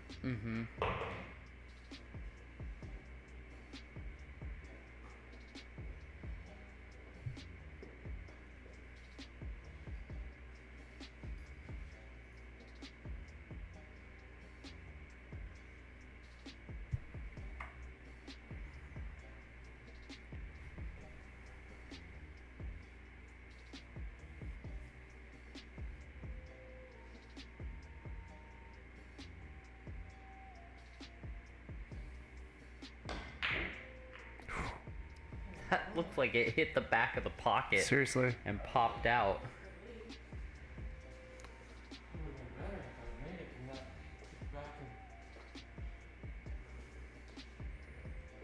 Looks like the cue ball stopped and the 3 ball came out and popped it away.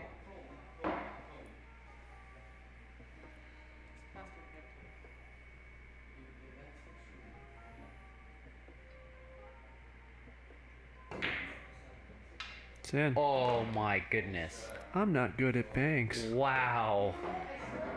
Watch this. She's definitely the I queen think- of the bank shot. And I think she's going off about that right now, that we give her crap for being so good at banks. And she's like, I'm really not. Like, this is a routine that we're in. Look at this. Here's another one. Boom. Well, she banked in the cue ball, so still counts. All right.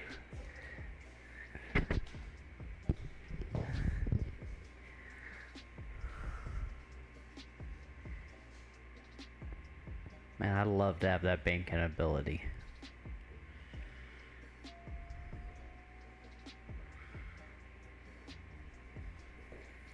Yeah, it opens a lot of doors. Right?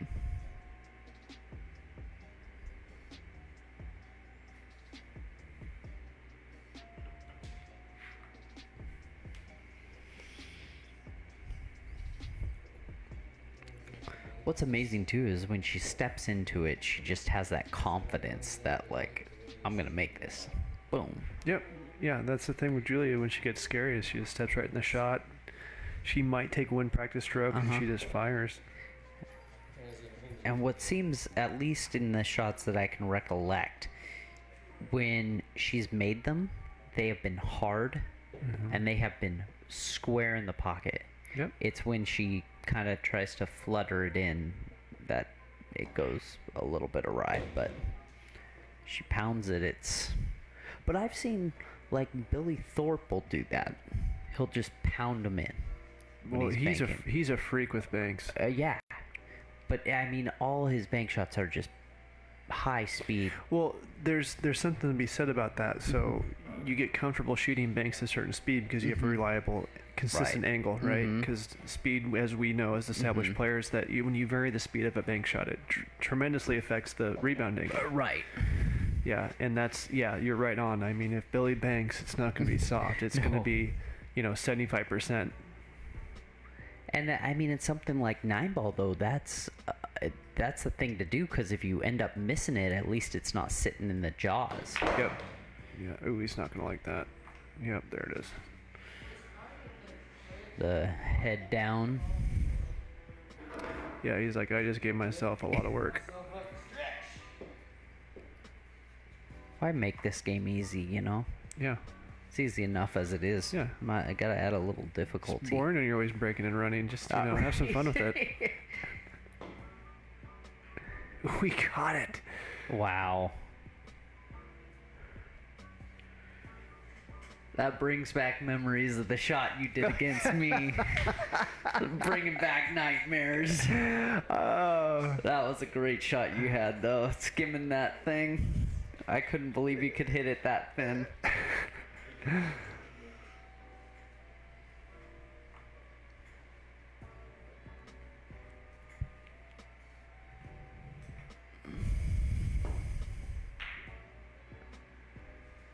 Alright, where's this gonna sit?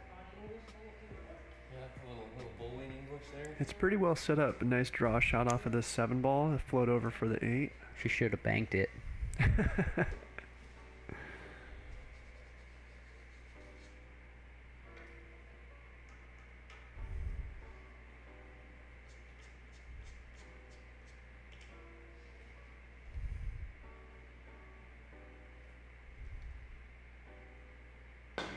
Oh wow, I miscued that pretty badly. Oh, this is gonna line up. Oh, no, it died. Huh, I thought that had more power on it when it was coming around. Not an easy shot. Oh.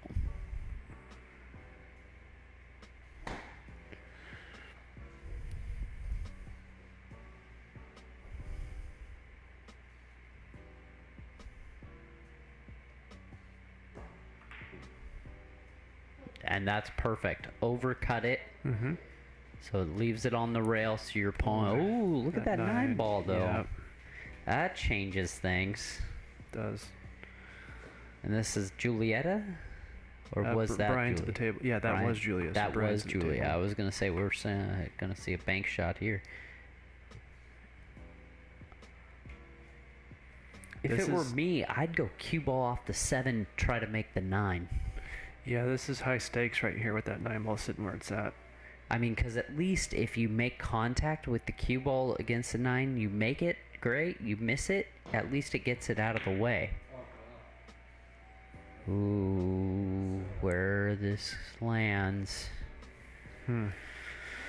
Well, no combo possibility there. So this goes back to that double speed. So I would definitely, obviously pocket the 7 in the pocket that she's pointing at right now. But then run it all the way down table, come back up a little bit. So you got an angle on the 8 ball.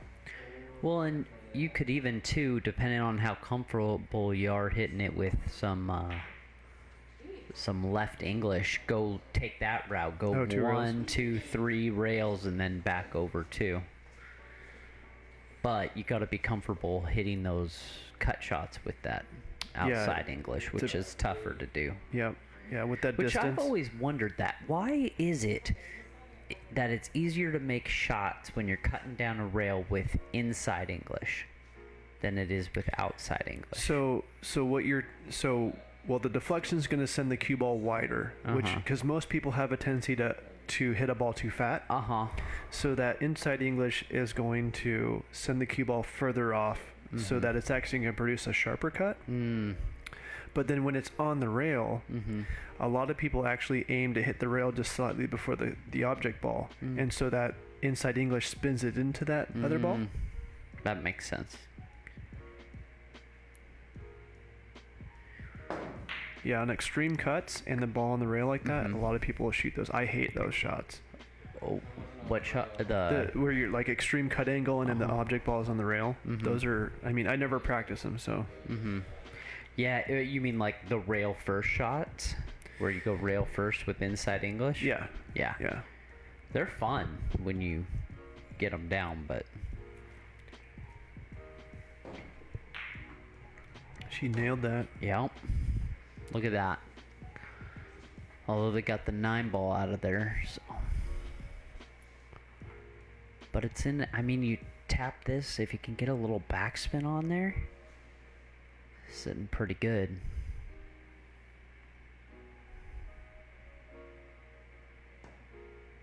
Nope, soft rolled it. Ooh, this is on the 50-50 yard line And here. not the good 50. This can be pick your pocket and pray. I don't think you can pocket this in the corner and not scratch. I think you have to overcut it into the side. Well, but even that you could scratch in the corner. No, No? not at all. If you make that ball, it's not going to scratch in the corner. No way. It will scratch if she makes it if she undercuts it and makes it.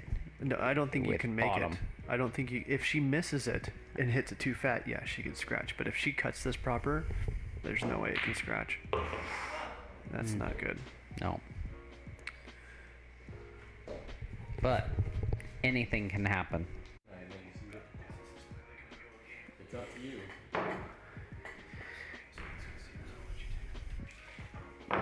Okay.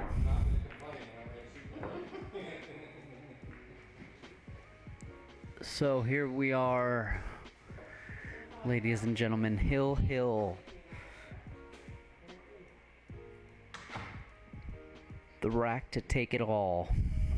It's tough to tell from where I was. It looked like you might have been able to bank it here with top.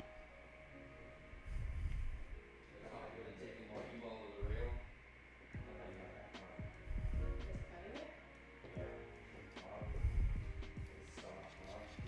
Because the nine ball was far enough to this side of the pocket that if you hit top on this corner shot, the cue ball would have come right about here. Yeah.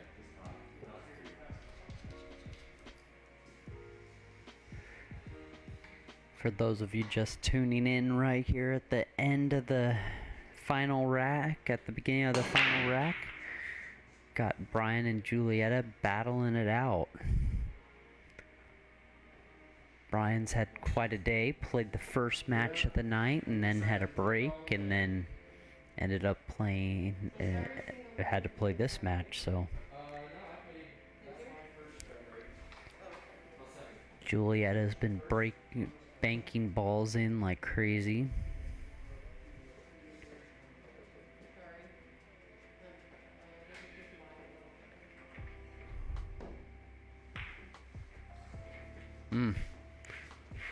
That was just a missed ball into the corner.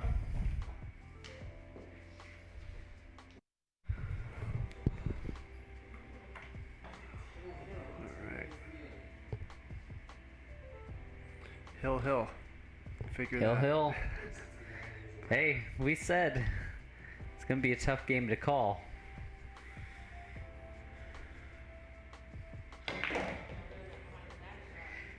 It would be interesting to find out with the stats of all of our matches this session of the games that went hill. Was it the person who got to the fourth game I to see what get you're to saying. won the match, or is it the person who got there first? Yeah. Be an interesting, or maybe it's just 50-50 too. Well, you have the amazing comeback that Eric demonstrated last week or the week before, where he was down 3 matches and then won 5 in a row. Yeah. Anything can happen.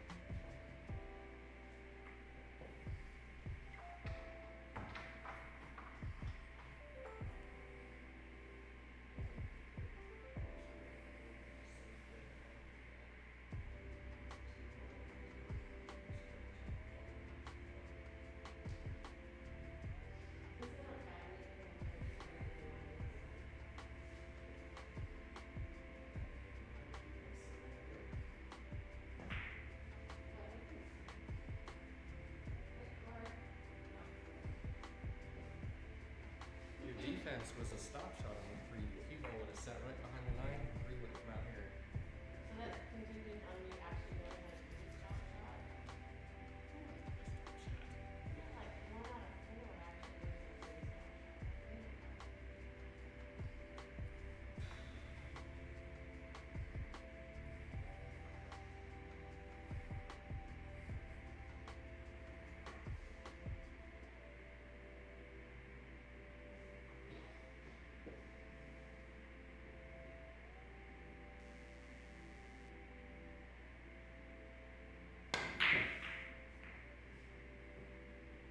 It's not what I was trying to do.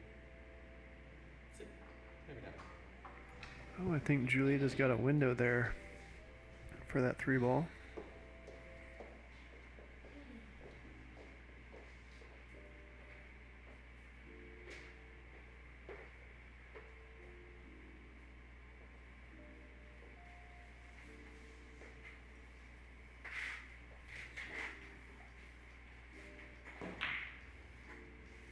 Oh, she made that. Jeez.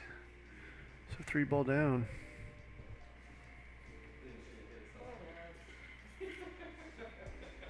Telling you, I don't have any freaking ball.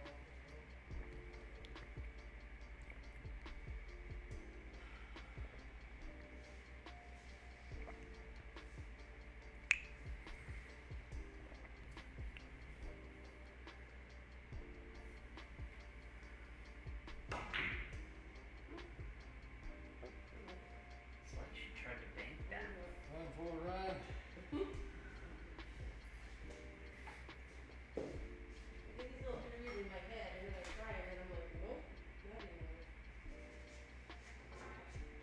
I think that's got a little angle on it to be able to get out there from that 5. Yep. Yeah, for sure.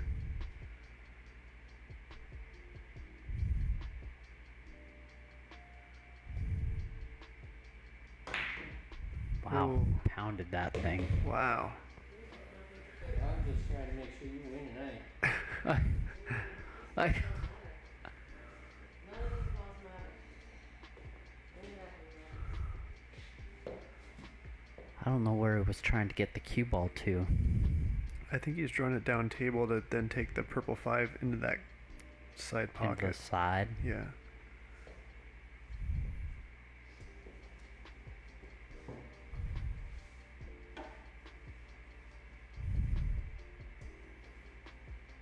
Yeah, there's a good camera shot right there.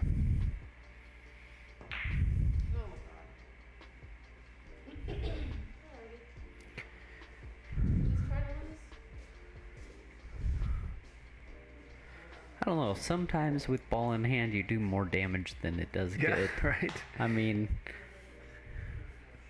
probably good 20% of the time, 10% of the time it kills you.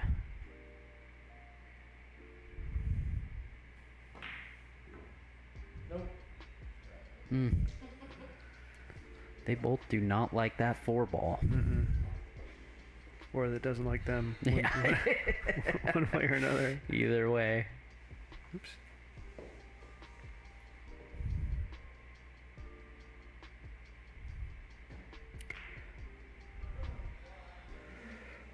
One thing that everybody tends to do really well in this league is they're aiming, they get down really low, which is really good, which is right where you want to be.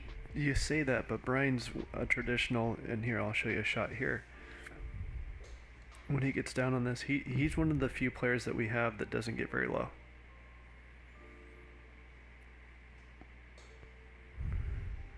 Hopefully he'll demonstrate that for us here. He'll probably get Watch him get down on his chin. You know, in fact, that's something he's talked about, is the fact that he would like to see other shoot. See how vertical he is? Oh yeah, you're right.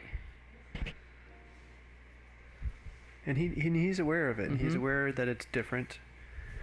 Not necessarily bad. Everyone shoots different, right? Oh, yeah. I mean, you look at every professional. Nobody shoots the same way. It just all depends on how you can see the lines. Well, and what your comfort level is, because some people may have something going on where they can't bend down that low too. Yeah.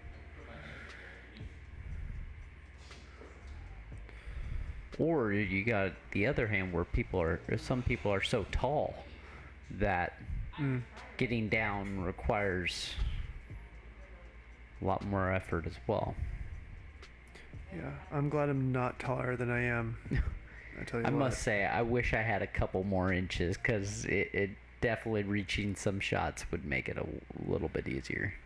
Yeah. But yeah, how tall are you, Matt? 6'2". 6'2", yeah. 6'2", wouldn't want to be any taller, and what specifically comes to mind is like airplanes. Like it's. Oh. I am just to the point where, you know, my knees are in the seat in front of me regardless, and you got to pray that they don't lean back on you. Yeah, that's extra gruesome. Yeah, there have been people around who I've played who are like close to 7 feet tall. Ugh. My brother's 6'7". Really? Yep. What happened? I know, right? I gave it all to him. I wasn't being selfish enough. Is he older or younger than you? He's younger. Nice. It's always the younger brother that gets the height. Really? Yeah. This is the same shot she had before. How hilarious. It's literally the same shot. We queued up that same shot of her. She missed it again. Oh, she got it. She tried to miss it. Yep, my brother is 6'7". Dang. Everybody in my family's tall, though. Really? Yep. My dad's side, I got all the male cousins besides me are all 6'2" or taller.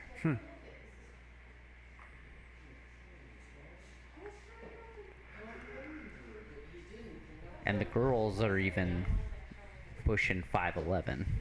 Wow. So. I think that Brian and Julietta were on a different league team together. I think that's why there's a lot of chatter happening. They did mention that they did play on a team together. Yep.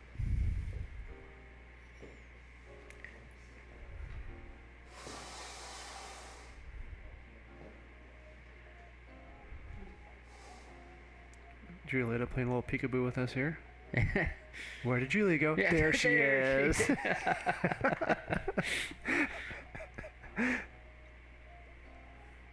That's a good shot of it, though. Yeah. Oh. Definitely thought that was going. Maybe. That'll screw it up.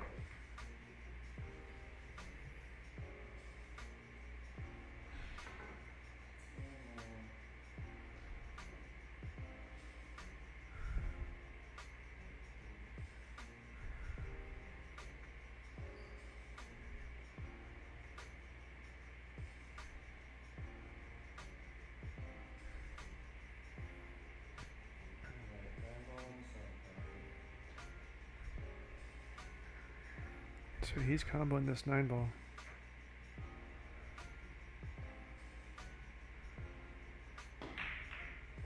That was a really hard combo. That was a tough combo. I don't know. I think the way this last rack is going, I'd have to give the edge to Julietta. I think she's gonna sneak by and pull this one. We will see, my friend. Mm-hmm. But she's snookered right now, that's so it's just not going my- to happen this turn. That's just my hunch. She's magical. Watch this That's the happen. theory.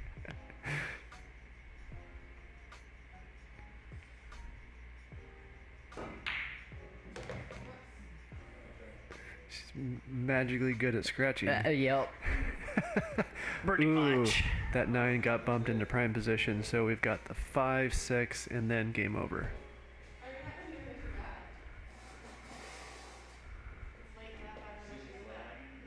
So Brian really needs to focus. This is the key shot right here. Right here, yep.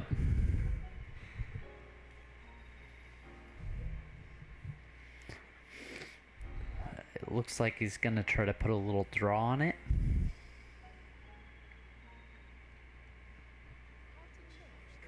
Just gotta hope he doesn't run smack dab straight into that.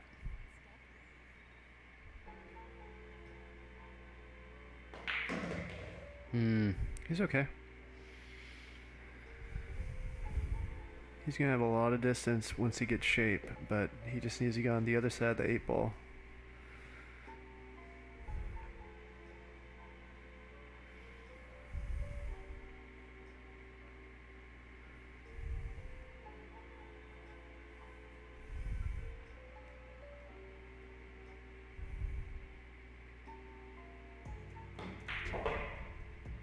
He got there. Get around the 8, you son of a gun.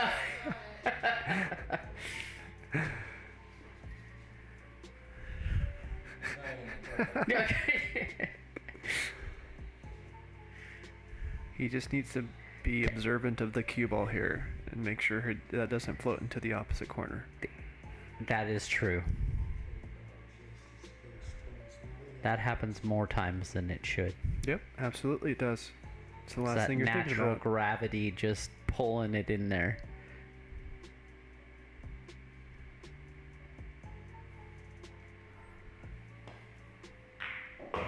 Awesome. There it is. There it is. So Brian winning a Hill match, super tight one. It was a close match for sure. Yeah, awesome. Well, we appreciate all of you guys joining us here. You got myself, Matt McDaniel, and Jordan Blevins. Commentating this last match. We will see you guys next Monday at 7 o'clock.